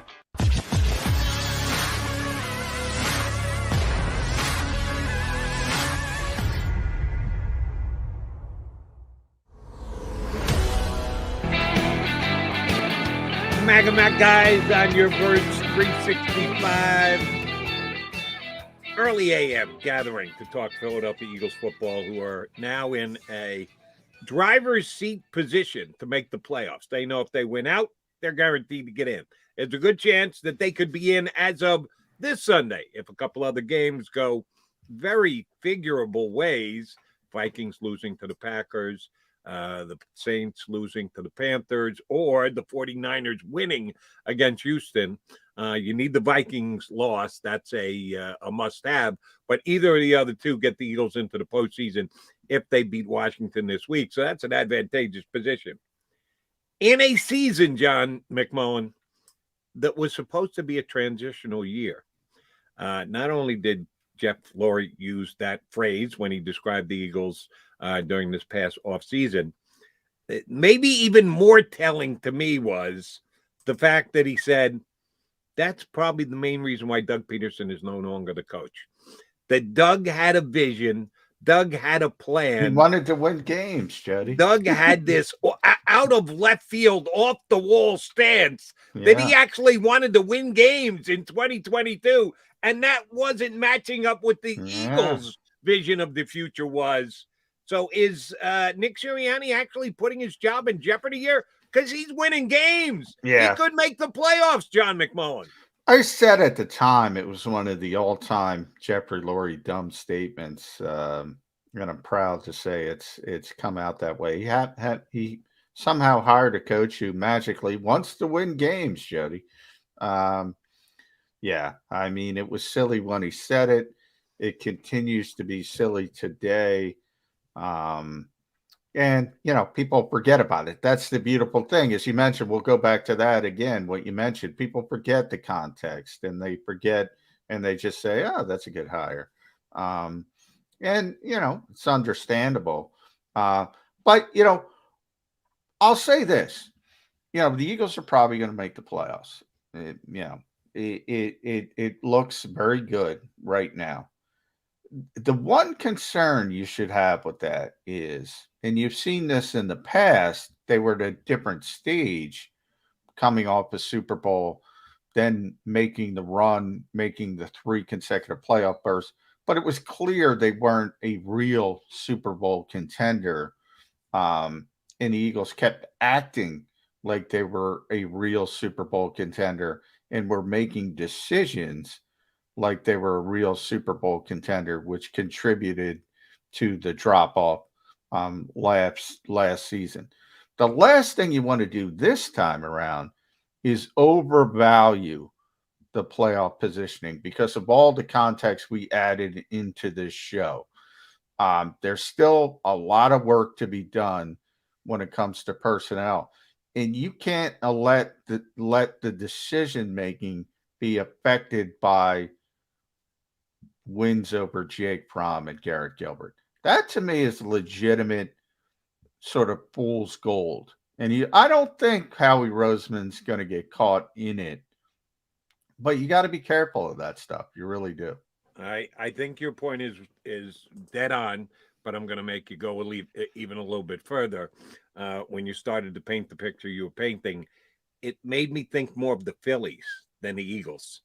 Because the Phillies clung to that championship for way too many years. Our buddy Ruben Amaro thought that he still had an open window. He didn't realize it had been slammed shut in his face, and he just kept trying to add pieces, and then they paid a price for it further down the road. I think you're right. Last year, Howie was still of the mindset that we could win this whole thing, and yeah, they didn't, and they were pushed backwards even further than they needed to be.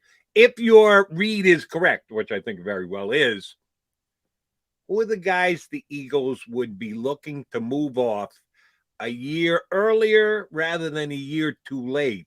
Give me a name or two of guys who are on this roster still doing good things for the Eagles that old man time is getting very close to pushing them backwards. Do you think the Eagles have to be very wary of, and maybe get a new, younger player in that position going forward? Well, I think the two most difficult, and I'm not putting Brandon Brooks in this discussion because it's pretty obvious that there's some issues there. So I think you're probably not going to see Brandon Brooks again as a build-up Eagle, but he hasn't played this year. So I think the most two, essentially, obviously got hurt very early. Two most difficult decisions are Fletcher Cox and Brandon Graham. Those are the two most difficult decisions because they're both still good players. But you mentioned that phrase, and you probably got it from your dad very early on. And, it's better to give up on a player a year early than a year late. It's what made the Patriots great for so many years.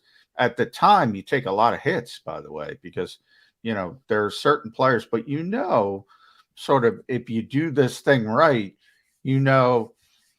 that demarcation line of, all right, we might be okay with this player. We're certainly better with this player.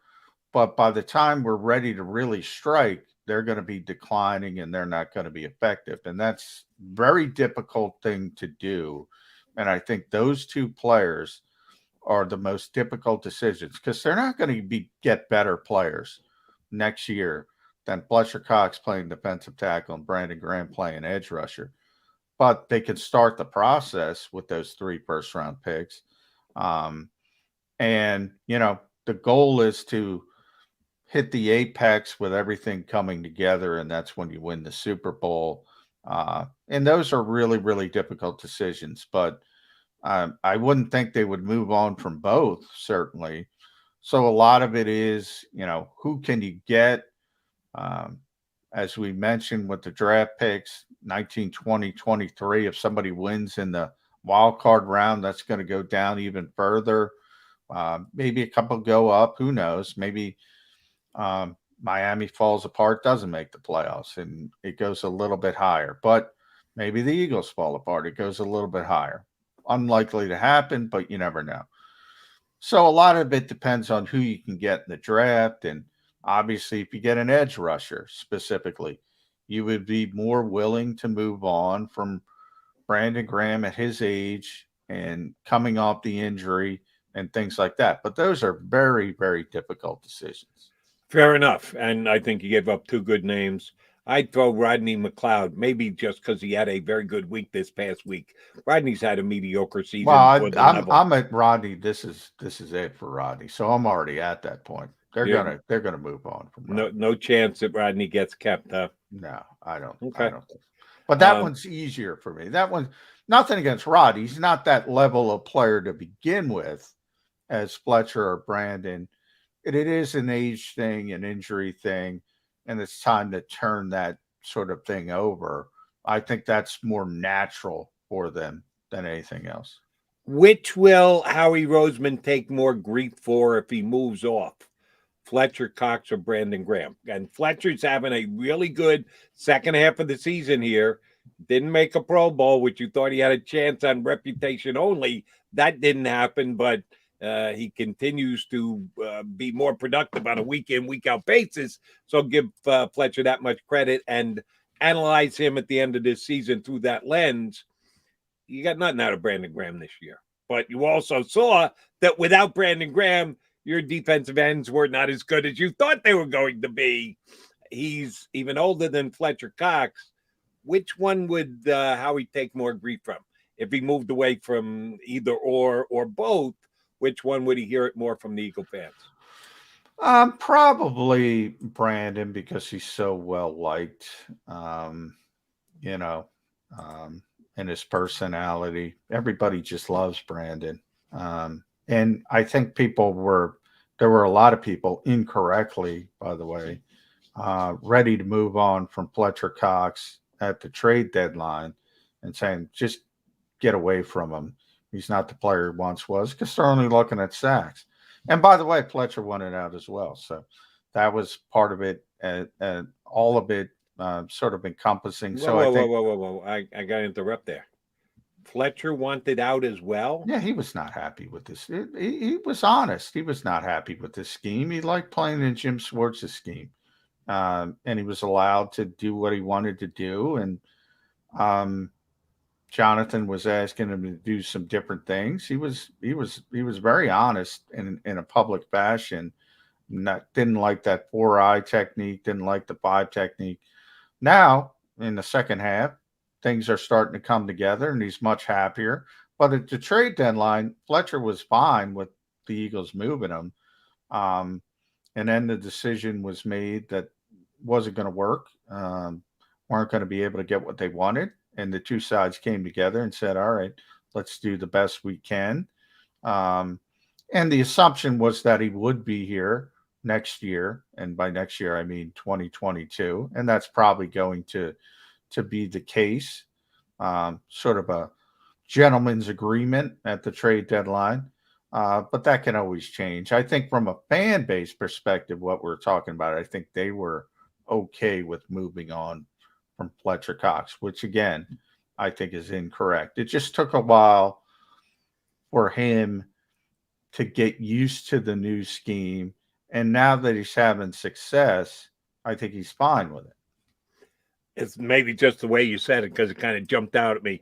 Almost made it sound like Fletcher was requesting a trade. I know he didn't. No, he was more of he was fine with a trade. He was agreeable to a trade, Yes. if it had come down. Yes. Yeah, that I understand. But I didn't think he was actually maneuvering to get himself out of town this year. And if he did or was, and the Eagles didn't get the job done on trading him, it's a good thing they didn't, because he has played dynamite for them the last several weeks. And he is one of the reasons why this team is heading toward the postseason. What is the relationship between Fletcher and Gannon? You mentioned the system didn't seem to accentuate Fletcher's skills. Now, all of a sudden it does. How do they get along as coach / star defensive player? I think it's fine now. I think, one of the things, and I was kind of impressed with Jonathan, and by the way, I criticized him as well. I thought, the easiest way to go into a new situation is get your star players on board. And I don't think he did that with Fletcher particularly, and a little bit to Darius Slay as well. And now they both love him because they're both Slay's having his best year ever. And he's had some good years. This is his 4th Pro Bowl season. And now, as I said, it took a little bit longer for Fletcher, but now that he is seeing some of that success, I mean, it's hard. I brought up with Ed Kracz, the Eagles send out. So here's where we are I don't think people realize this. I'm pulling it up. Here's where we are with the Eagles defense, Jody. Number 5 overall, 5. 3rd in yards per play, which 9th in rush yards. Right. Again. Just so the audience understands, I think most of them do, but there might be some that don't. When you say they're 5th ranked overall, that's yards per game. That's the metric that he used, which I think is a good one. But personally, I think points allowed per game is more accurate in telling what a defense was. Now you got to do a little homework. You got to take take out defensive scoring, correct, which the Eagles have done. But I mean, they're top 10 in basically everything. So that's 5. They're 9th in rushing defense. They're 9th in passing defense. If you want it, they're 4th in yards per rush given up, 3rd in yards per play overall given up, 6th in yards per attempt, 4th in 3 and outs, second in defensive touchdowns, third in fewest explosive plays. I mean, third, they should be first because that Jonathan Gannon's mandate, never give up a big play. Still pretty good though. Yeah, third's not bad. I don't know. That's again, I'll be the first one to add the context of the what I ran down in this show. A lot of it was playing against bad opponents and bad quarterbacks and all that. But this is the sample size of the NFL, Jody. And every other team has had some of those. You just saw Miami take advantage of the situation.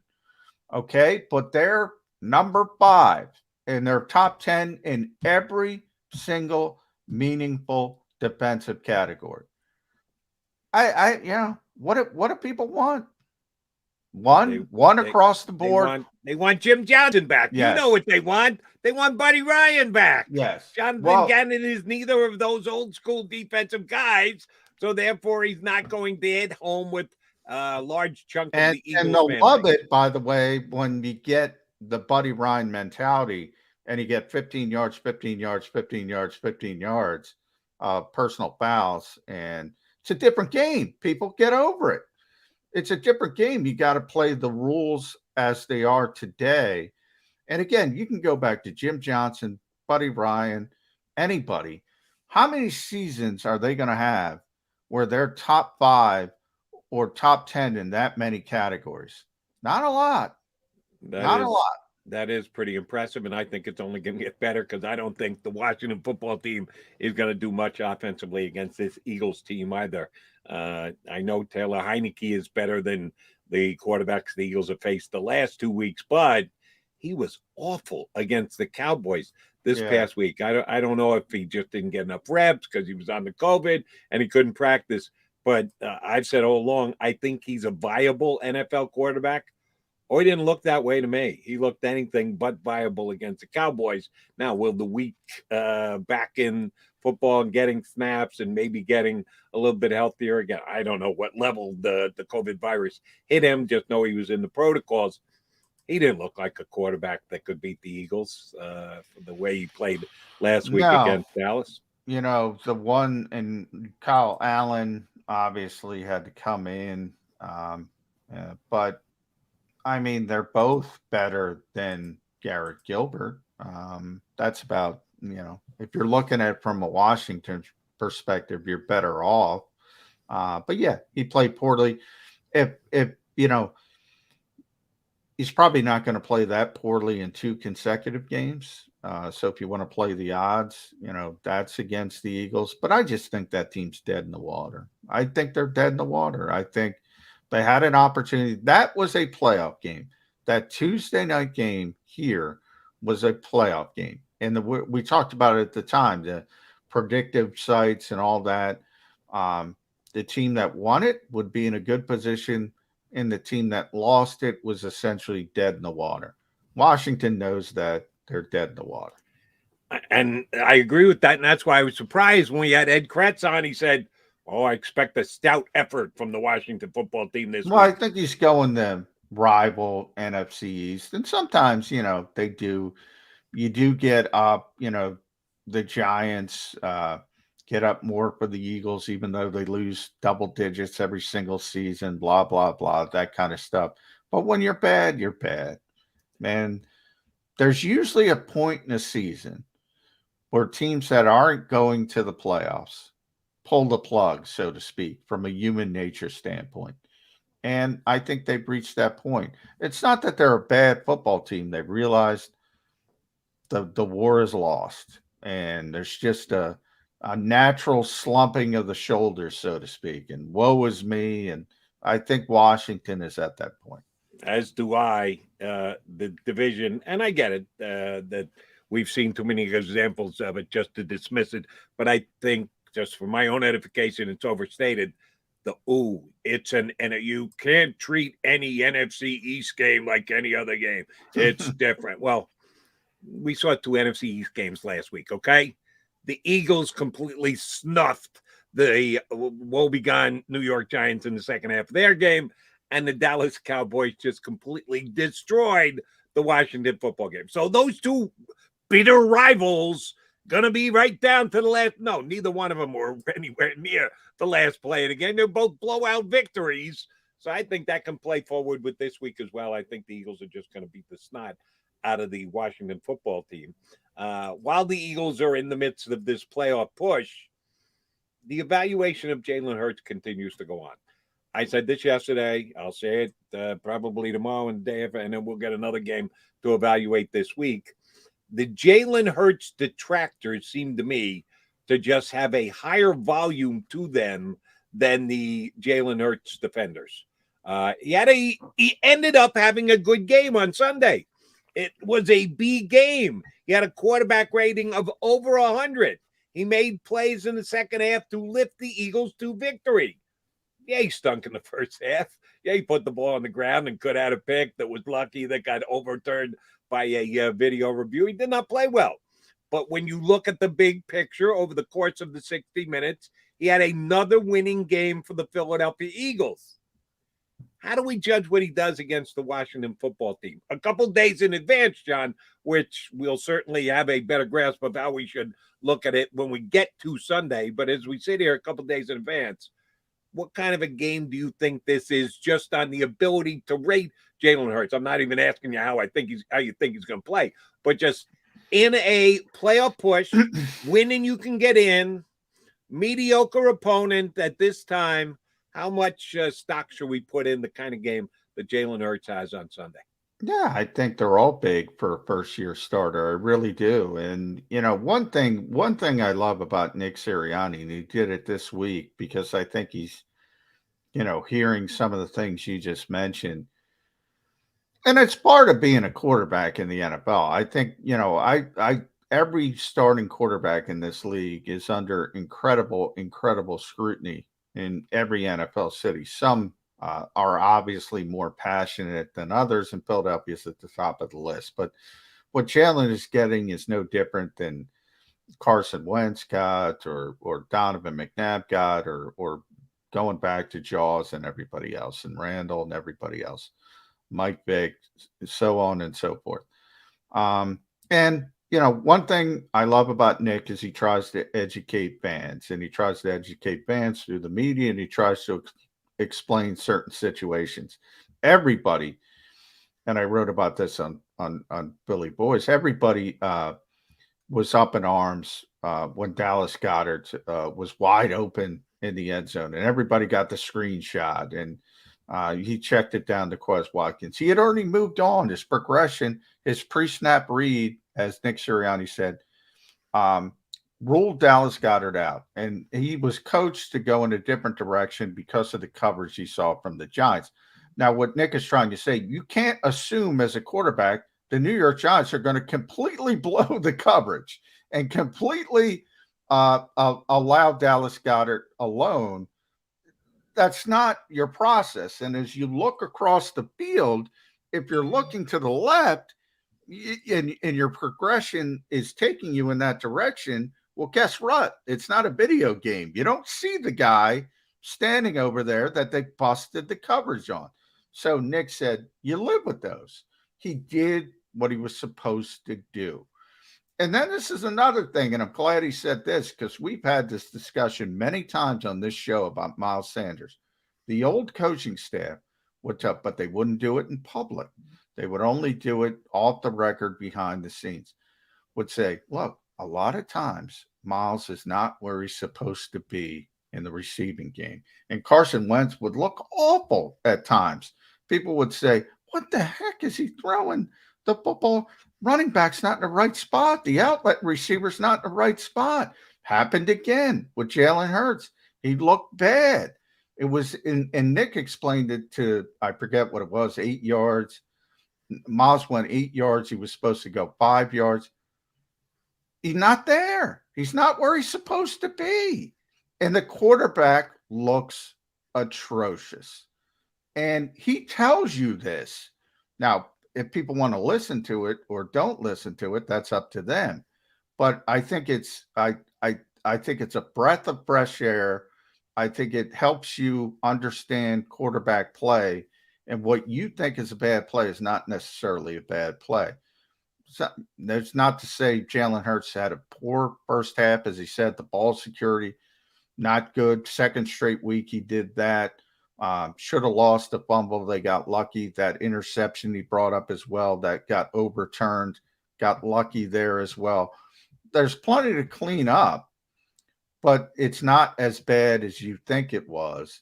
And he keeps improving week after week after week. And the Eagles are very comfortable with Jalen Hurts. As I said, the offseason will have many discussions. Can they improve? I don't know. They're not getting Aaron Rodgers. I know that. It's unlikely they get Russell Wilson. We'll talk about Deshaun Watson ad nauseum. If they can get a player like that, they'll get a player like that. If they can't, they'll be happy with Jalen Hurts.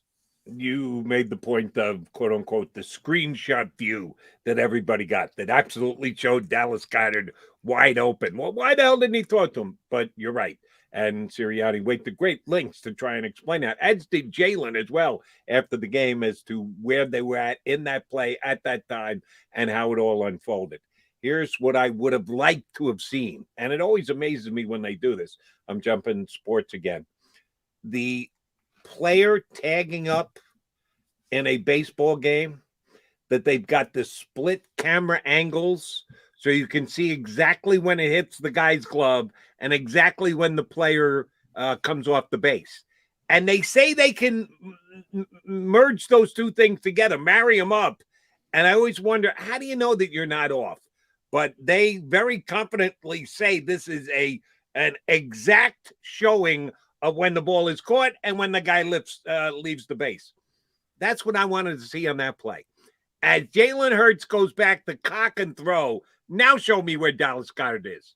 Don't show me a second and a half after 2 seconds.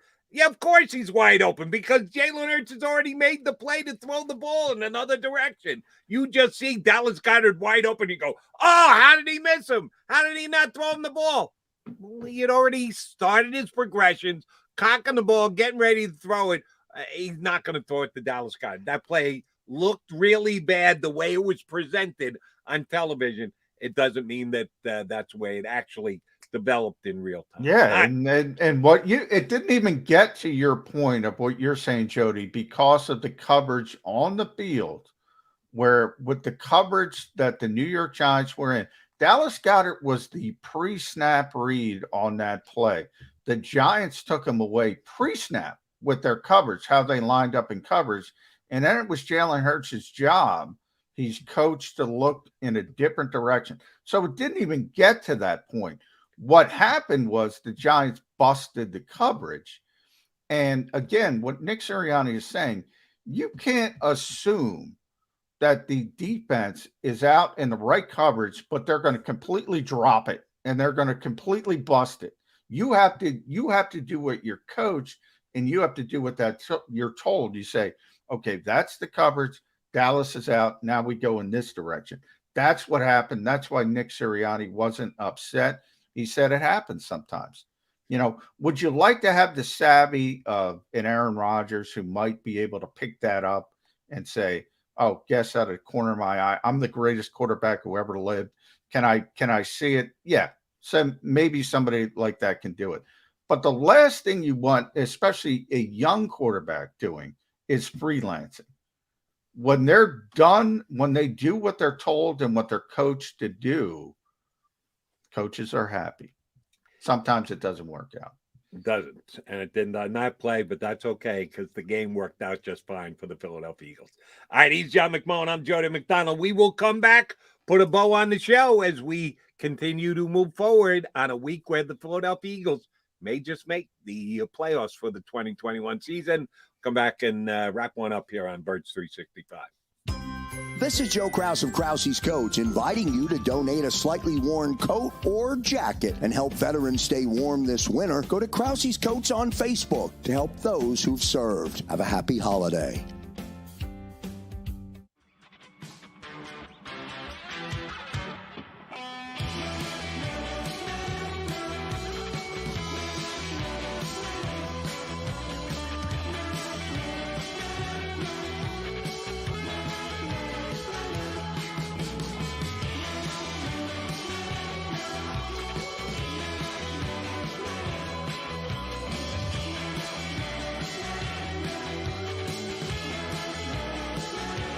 At Stateside Vodka, every new customer gets the world's best rocks glass, free. What's that? A rocks glass? You're telling me that bottle is cut in half? You could say that. Holy shit. And you're telling me I can get one of these glasses for free? That's right. One free rocks glass per customer with each first-time purchase of Stateside Vodka. So good, it just disappears. The city of Philadelphia sparkles during the Christmas holiday season with an array of colorful light displays and illuminated Christmas trees, donated or installed for free by the talented electricians of IBEW Local 98. To learn more about who we are, what we do, and career opportunities at IBEW Local 98, visit us at www.ibew98.org.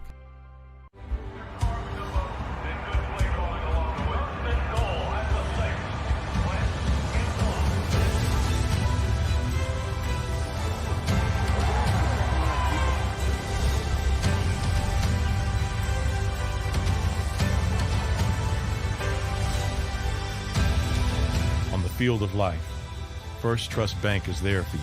Champions on three. 1, 2, 3. Because Philadelphia dreams deserve a Philadelphia bank.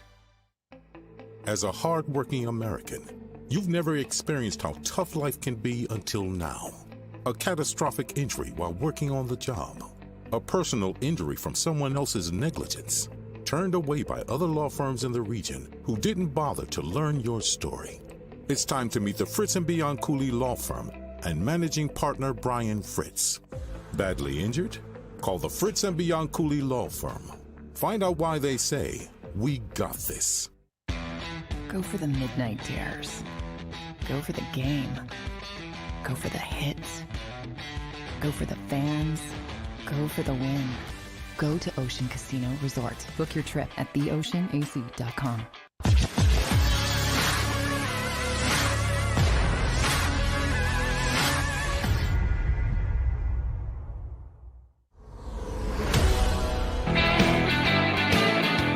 All right, only a couple of minutes left here on Birds 365.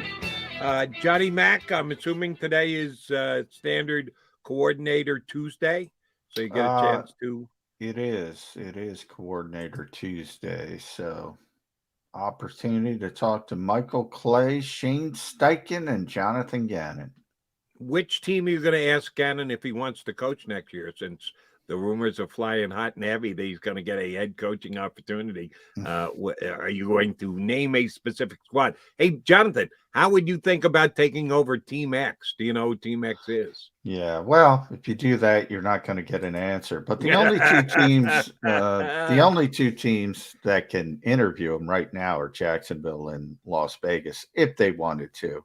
And I don't expect that they will want to. So I don't think it's going to be a deal until after the season at least. But we'll see. If nobody else gets to it and it's my turn, I'll ask him how he's handling the situation. And the head coach certainly took his back yesterday, saying, "Yeah, I'm almost wanting to lie here and say, no, Jonathan won't be a good head coach because I want to keep him right here as my defensive coordinator here in Philadelphia." But he did say that he would be a nice pickup for whatever team was able to get their hands on him. You don't think Gannon could do Vegas, or you just don't think the Raiders are looking? No, I just don't think the Raiders. Well, first of all, I assume everybody wants an offensive head coach. No, He's got no shot. Then why even bother asking the question? Why'd the NFL guys bring him up? He's a defensive guy. He's got no shot. It's all offense in this league. Because there are Brandon Staley's lost. As I said, sometimes you think about the Chargers last year. I mean, the Chargers of all teams with Justin Herbert, you figure, all right, they want an offensive guy in there to mess with this great young quarterback for years and years and years. And Staley got in there, got the interview, and wowed them. Same thing happened here with Nick Sirianni, offensive coach. He got in, nobody on anybody's radar, last guy, and he wowed Jeffrey Lurie. That's what kind of happens. And that's what Jonathan has the ability to do. If he can get an interview, because that guy will win you over quickly. And that's his sort of path to being a head coach in this league. If he gets in the room, if you let him in the room, he's going to impress you. You're right about the Los Angeles San Diego Chargers. I thought that Brian Daboll, the offensive coordinator from the Bills, was a lock to get the Charger job. Oh, here comes a defensive guy. You kidding me? Yeah, so you're right. Gannon is still very much in the mix there. All right, we'll mix it up tomorrow. Rob Marty's going to hop aboard, and you're going to browbeat one of your fellow Eagle Beat guys to joining us tomorrow morning as well. I'm going to try to get a Washington football team guy or an Eagles Beat guy. So we'll see how the day unfolds, hopefully. Hopefully nobody has COVID. I just was texted that somebody, a New York reporter that shall remain nameless, tested positive. So it's not just reporter tested positive. Yeah, it's not just players. It's all that over. Reporter in the press box this past Sunday. He was, and that's why we got the text. But I'm not going to say his name. I'll tell you out there. Did he reach in for a hot dog the same time John McMullen reached in for a hot dog? No, I barely saw him. But I was a little bit too close for comfort in the post-game press conference. Okay. But somebody was blocking me, so hopefully that blocked it. I'm very happy that you and I are doing Zooming right here, because I did mention this last night. How many times now would you say you've been tested for COVID? Since last year. Last year I had to get tested every day, so during training camp. So I'm way over 100 times. You think it's over 100? Give me a number. Let's see. I'm going to say 150 times. 150 times. Then guess what? You've been tested 150 more times than I have. I've never taken a COVID test. Why? Because I live in my basement. Then I don't go anywhere, and I don't mingle with anyone. You don't have to. You shouldn't. You shouldn't. I don't. If you're, but the good news is I'm 150, and I'm 150 per 150. So no positive tests for me. Cross fingers. Yet. That we have in common. Yes, neither one of us has ever gotten a positive test. I've never taken one, so I never had a chance. Yeah. You're 150 for it. Your batting average is better than mine. Yeah. I'm 0-0. Now I'm worried about it. I put the jinx on him. Okay. Yeah. If you test positive today, don't blame the New York writer who's positive.